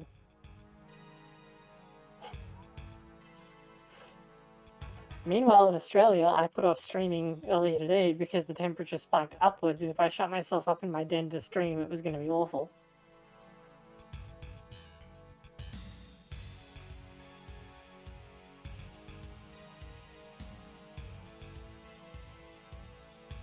Wow, you guys are just really talking about all the stuff that we're only going to find out about in OG's Guide 9. You don't even find, like, Murata seriously until,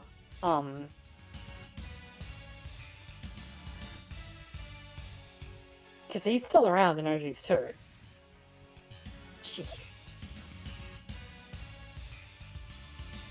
That's a bit cold.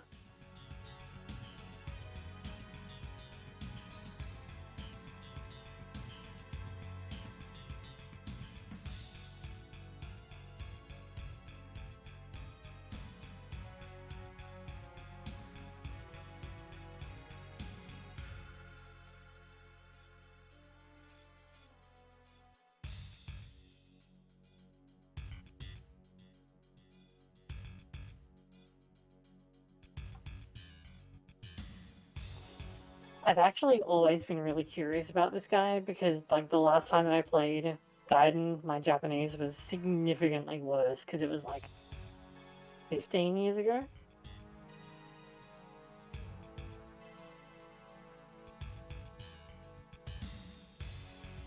But at the same time, it's like, yeah, typical Melbourne weather, right? Except on the other side of the world, but...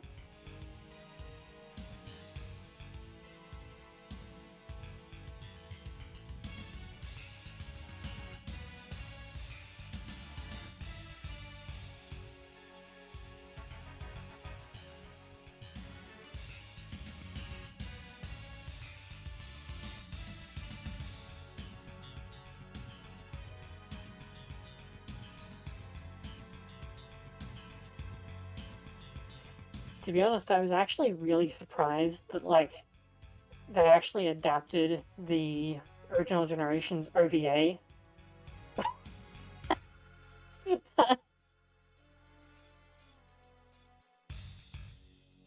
That's more of a big deal for you than me, because, like, I'm still in, like, Act 1, Chapter 2, so it's like, oh, I'll just do hard mode with my level 1 characters, and then maybe it'll be interesting.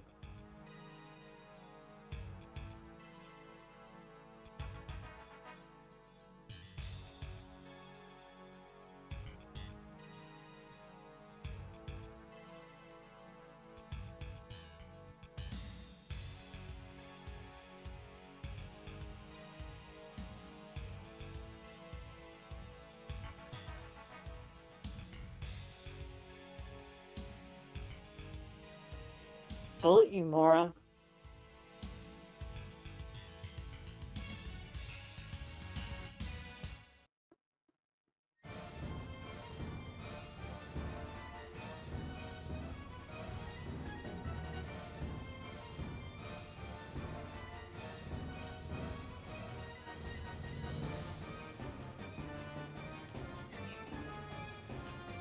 Doo-doo-doo-doo. The, hey, this thing's animations are sick. I just want to point that out. I hope it does its finisher animation here, but, like, its animation is amazing.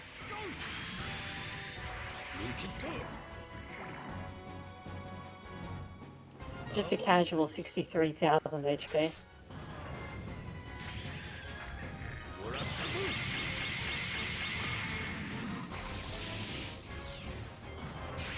Ah, no, it's only this version. Its, actual finisher attack where it dual wields looks amazing, but I don't think we get to actually see it in this game. So it just does the, like, generic Shisho Blade animation.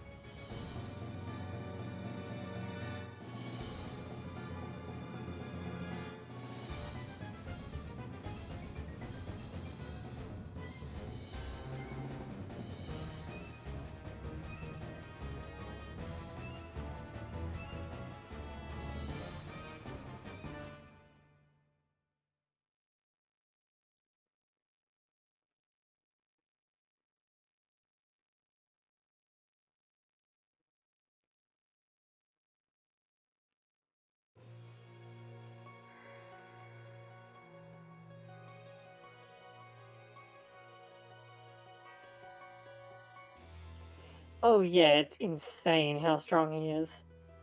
And you actually have to fight him like multiple times early on with shit units and as part of a secret. And it's a good secret too, because it's the what is it called? The Varoga? Whatever it is, the Super Valtor.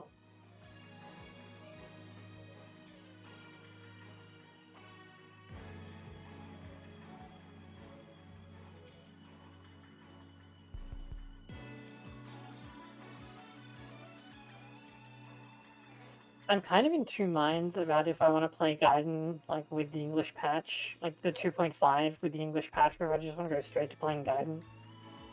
Because like I don't really want to replay the first 15 stages again, but at the same time, I'm kind of interested to see what the translation does, especially how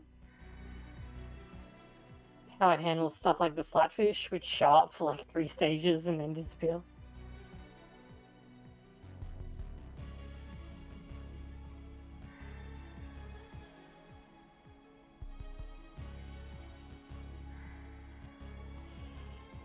Yeah, that's the main thing, because like they're seriously bad. Oh, it's bad, is it?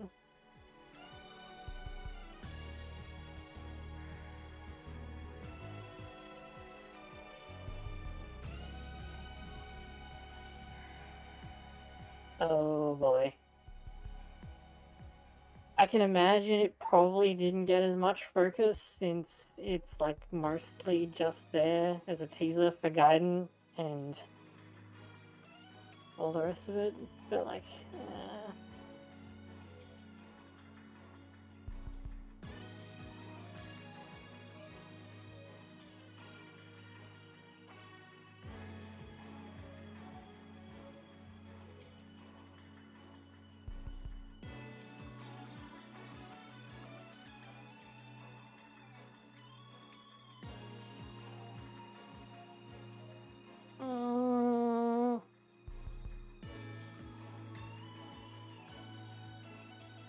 hard to tell, because W was kind of rushed out. As I assume, since Faye worked on it as well, because they also worked on this one, and it only took like a year, right? I mean, I guess people haven't had much to do because of COVID, but W isn't exactly a game that's light on text. But yeah, like when you consider the quality of this, you'd have to think that they'll probably just not touch it. And well, I don't know. I think it really depends on if they get like a better project lead.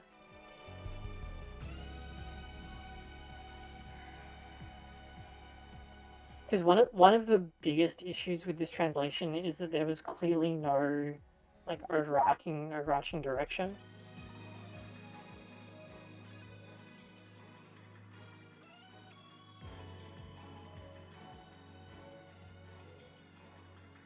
Oh yeah, cool. Okay. And they're a goon, so they're used to making themselves heard.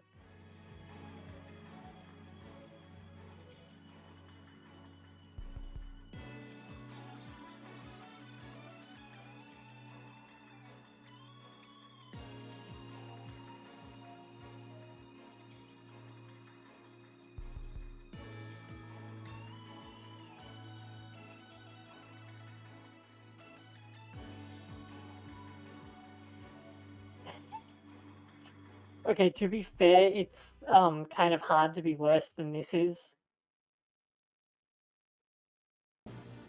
Thanks to Sladgelma. Like I would unironically think of OGMD as better than this.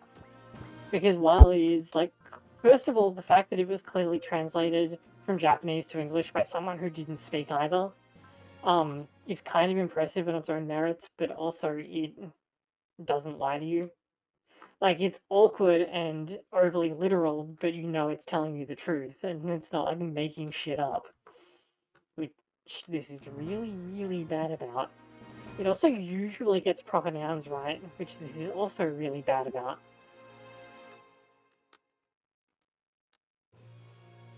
Moon dwellers.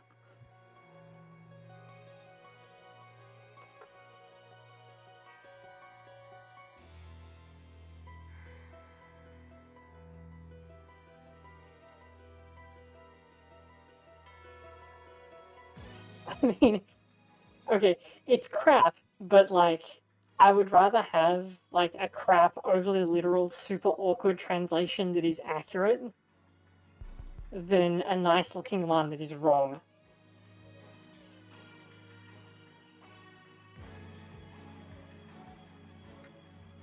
Speaking of wrong,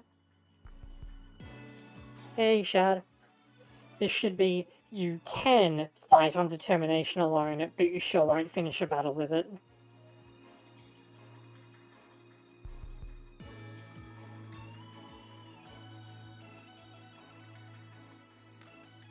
That might actually be the first outright typo that I've seen, though.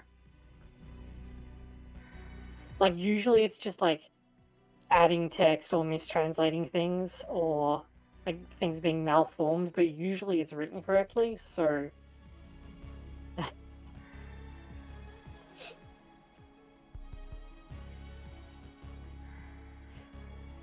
I see it's my fault because I reset and had to use an extra heat horn.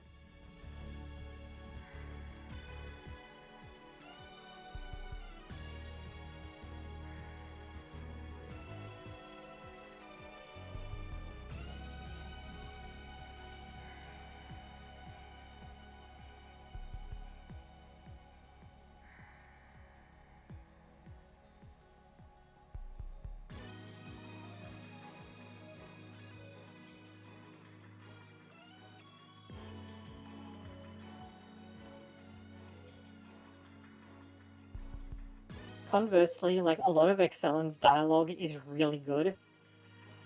And that's especially noticeable because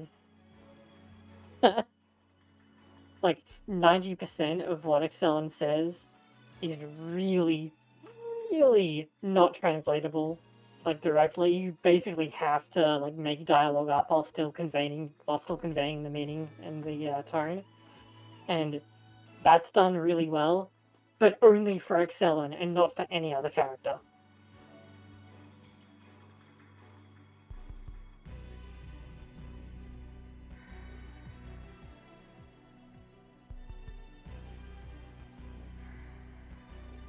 That's actually a bad one though. Peanut butter and chocolate is an American thing. It's not really a thing elsewhere. Uh, you could do peanut butter and jelly or peanut butter and jam, and it would work pretty globally because that's been fairly saturated into the consciousness. I noticed that in OG1 as well. There were a couple of times where they had like really American-centric references or like referential dialogue, and it especially didn't make. I think it was Kyosuke who did it, and I complained about it because Kyosuke is like Japanese national. So it's really weird for him specifically to be making such an American-centric um, remark.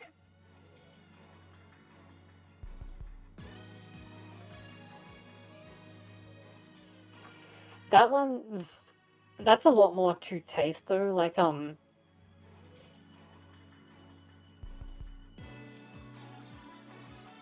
yeah, it's the problem is more the like American-centric decision rather than the analogy itself.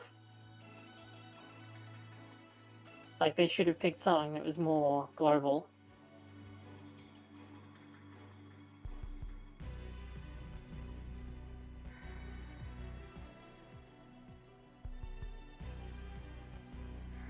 Then again, Excellen is like a fucking whack job, so it's totally possible that in the original dialogue she actually does do that. Yeah, that is that's where it gets complicated because in like conversely Japanese writing, like Excellen doesn't have like I'm an American as her gimmick, so her dialogue isn't really full of like stereotypical American things. Um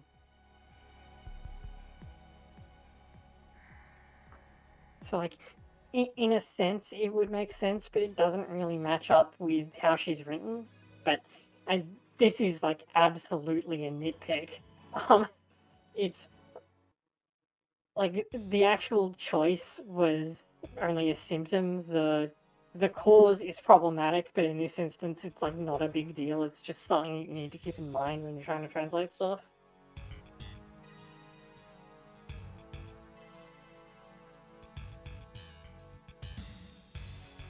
It's like, there are nitpicks like this, and then there's Slagelma.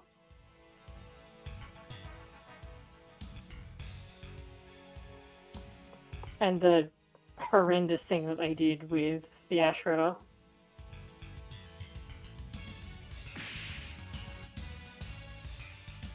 It's just like there are more complex things that are wrong and bad about this patch, but that's like the most concise, most crystallized version of it. What really tilts me about Ashritter is that like the reason it's wrong and bad is because of a translation error in A Portable.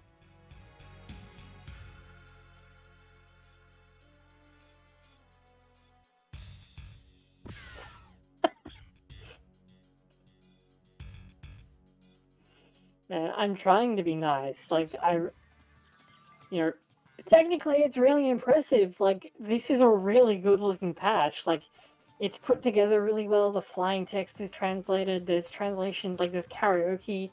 Basically everything but the credits. Text is in and it looks good. It looks like it's the right font. They've done things like italics, which the original typeface didn't even support. Um, you know, the images that are used in battle that would pop up and be like critical or whatever, those weren't text, those are images. Those are now in English. It's really good. And then you start reading the translation.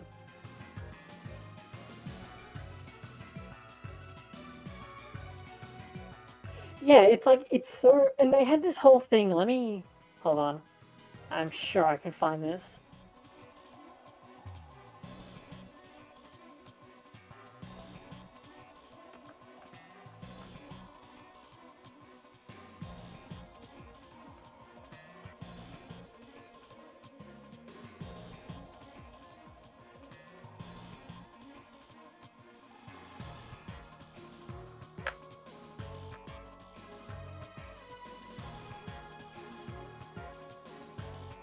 Where the fuck is it?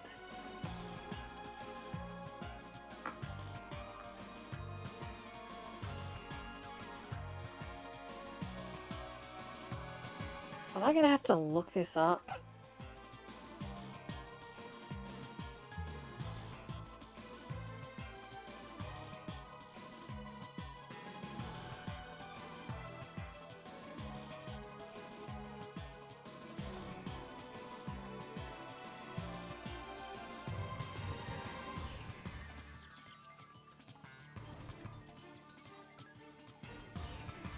Okay, I'm sure I copy and pasted this to you.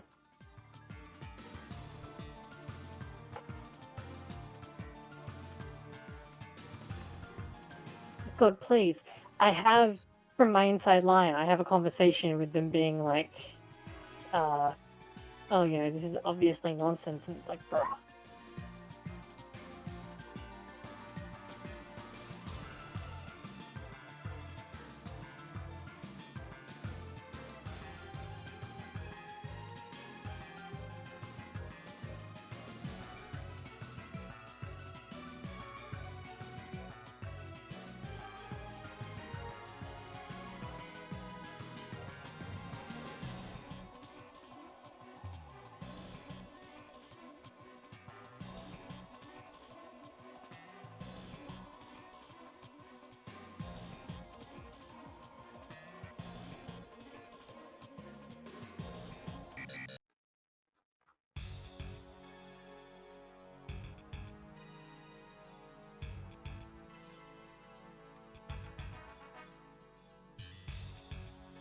Hang on, let me drop this in your Discord, rather than, posting it publicly in a Twitch chat, but you'll get a kick out of that.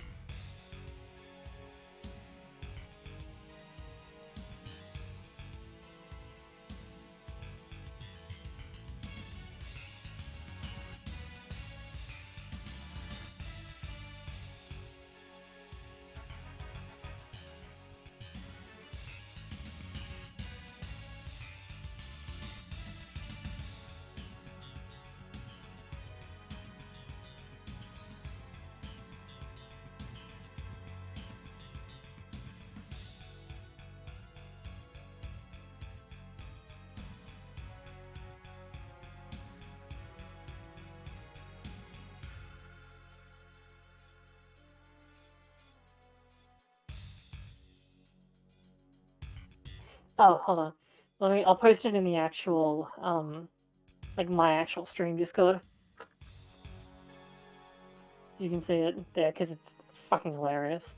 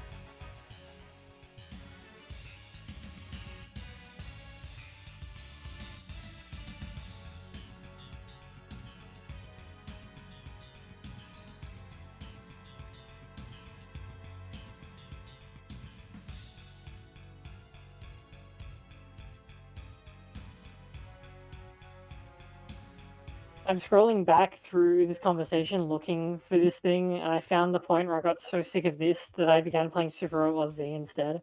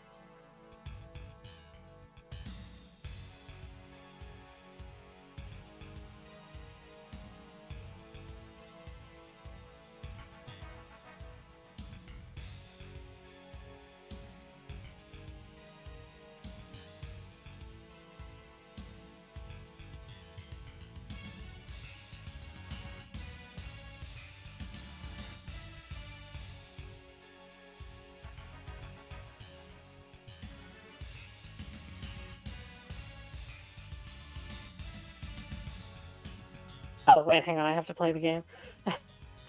Back and wait. What am I doing? Do not act for 1 turn. Okay, I have to not play the game.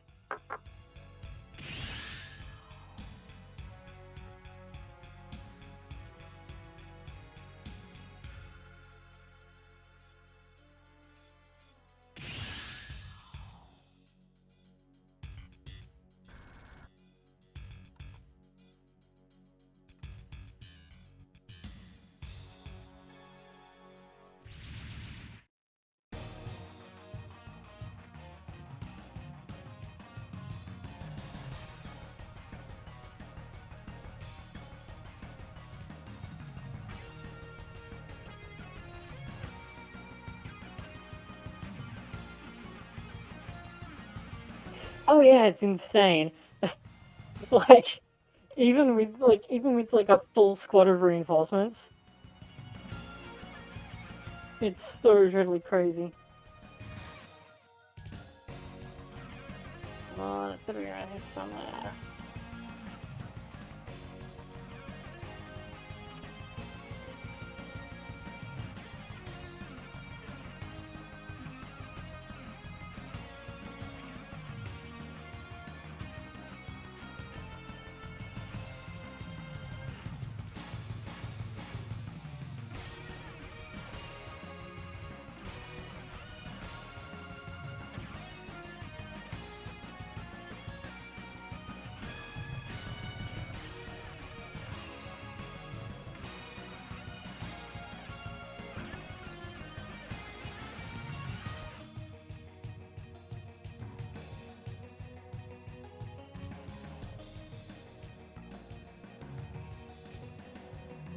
It was probably a screenshot, wasn't it?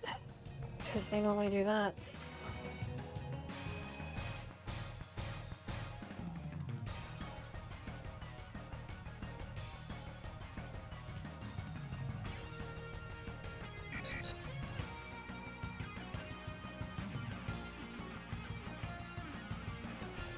Right?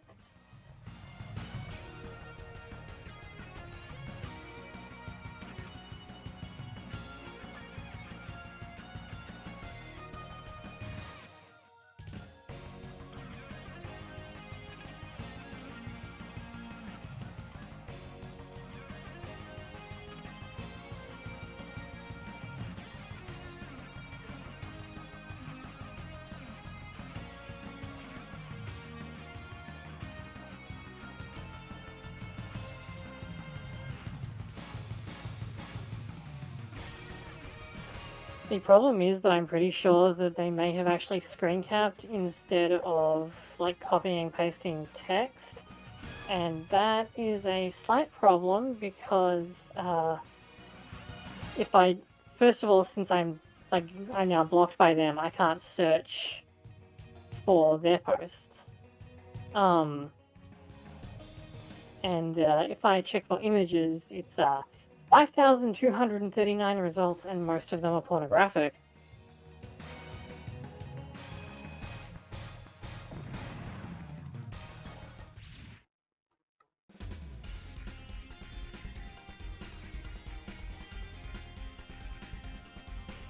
I like how it plays fucking Rail to the Danger Zone as if anyone gives a shit about that. It's like the worst generic theme ever. Oh, the stream is sincerely picnicking. Holy crap.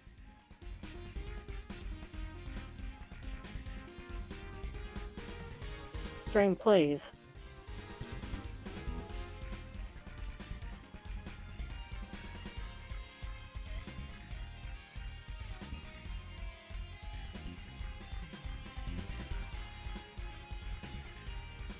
I can jump back to like 20.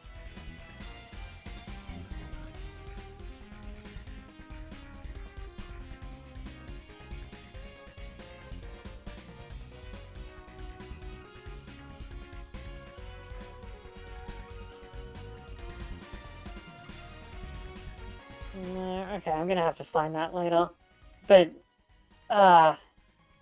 they had this insane conversation. I found a reference to it, where, uh,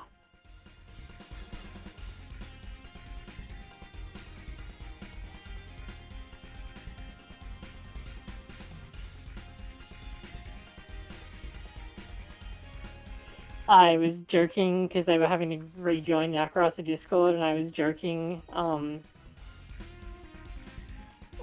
so they can hear more tales about how Thragelma isn't a real thing. But I can't find the original conversation.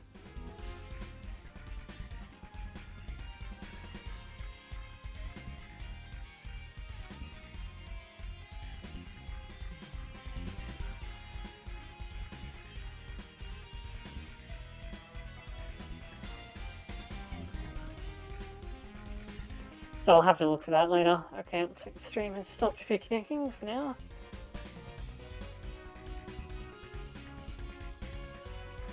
But yeah, one of the guys was like, no, like Thragelma is complete nonsense and doesn't really exist. So Slagelma is of course correct. And it's like, what the fuck is wrong with you?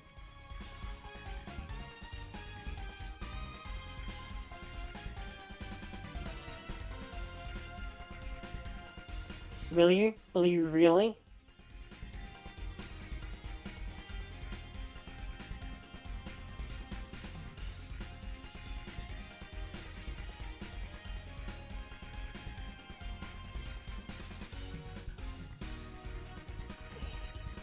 I'm not sure if it actually plays the mech theme or if the music is forced. The mech theme should have defaulted to Steel Cockpit for the Grongas too.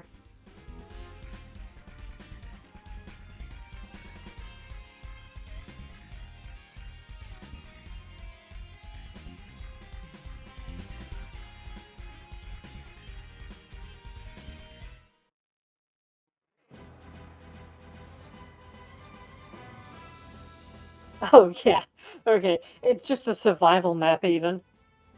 I'm gonna go for the skill point anyway, because why wouldn't I, but like... Okay, so he can't move, and his morale is 70, which is awful. Okay. So the problem may have been that it's on the mech theme, and the mech theme defaults to to Rail to the Danger Zone. Can I please have the...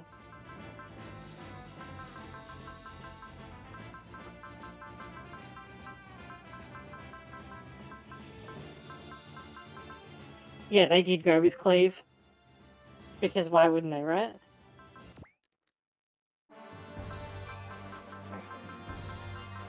Did I just go past...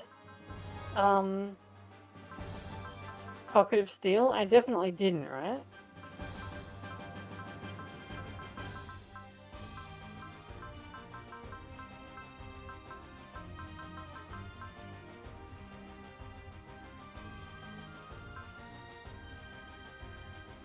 Okay, yeah, no, it's just not on the music list. Maybe it will unlock in an event later in the stage or something, but it's just not there. So,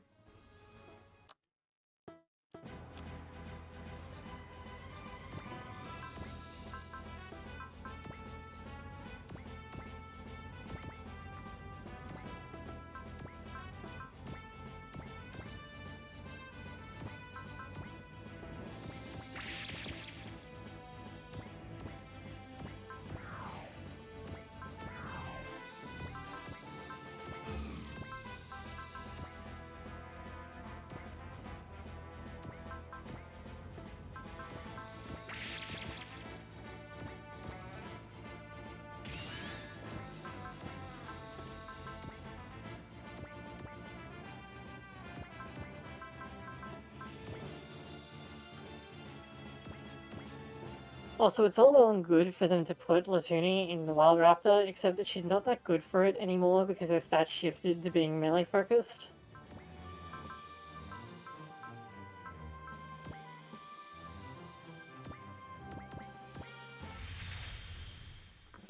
Oh, I bet I know why. It's 70 morale. It's so that you can't get the TK shield up and start no-selling everything. Well, it's because she gets the Fair Lion in this game, which is a melee unit. そここ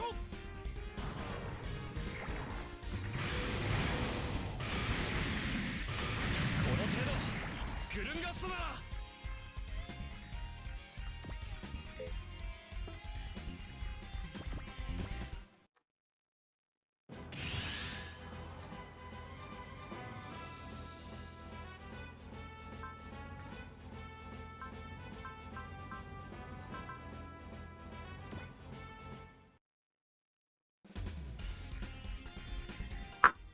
Okay, Murata's hit rate is actually kind of bad though, because evading despite his massive morale lead and Bullet being in the Grimgast is actually knocking him down to 75%, which isn't enough to gamble on versus half damage, but it's interesting.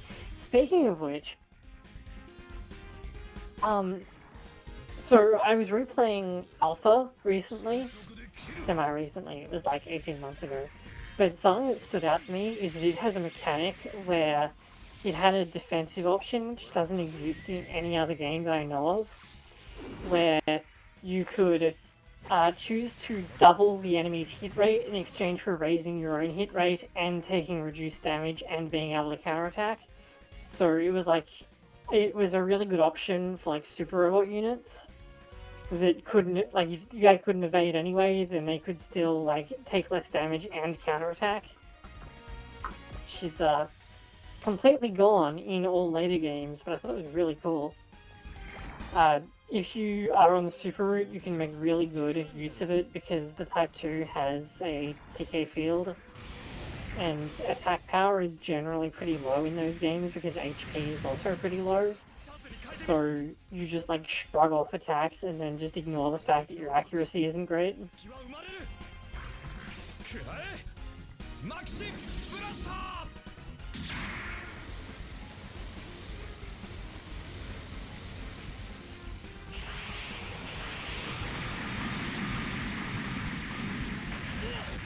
なんだと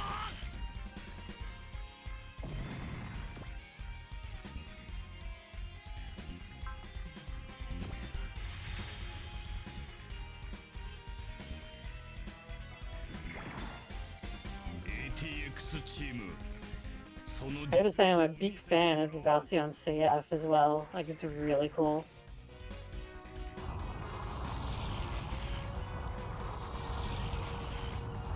これを止められるかクロスマッシャー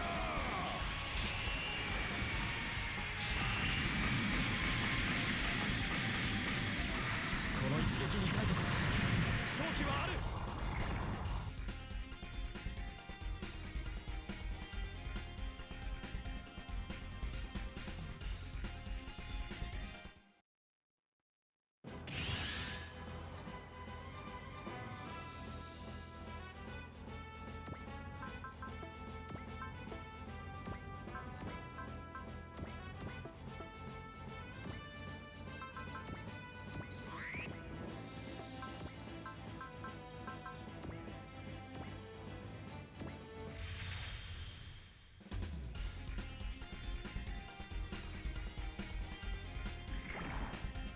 いける。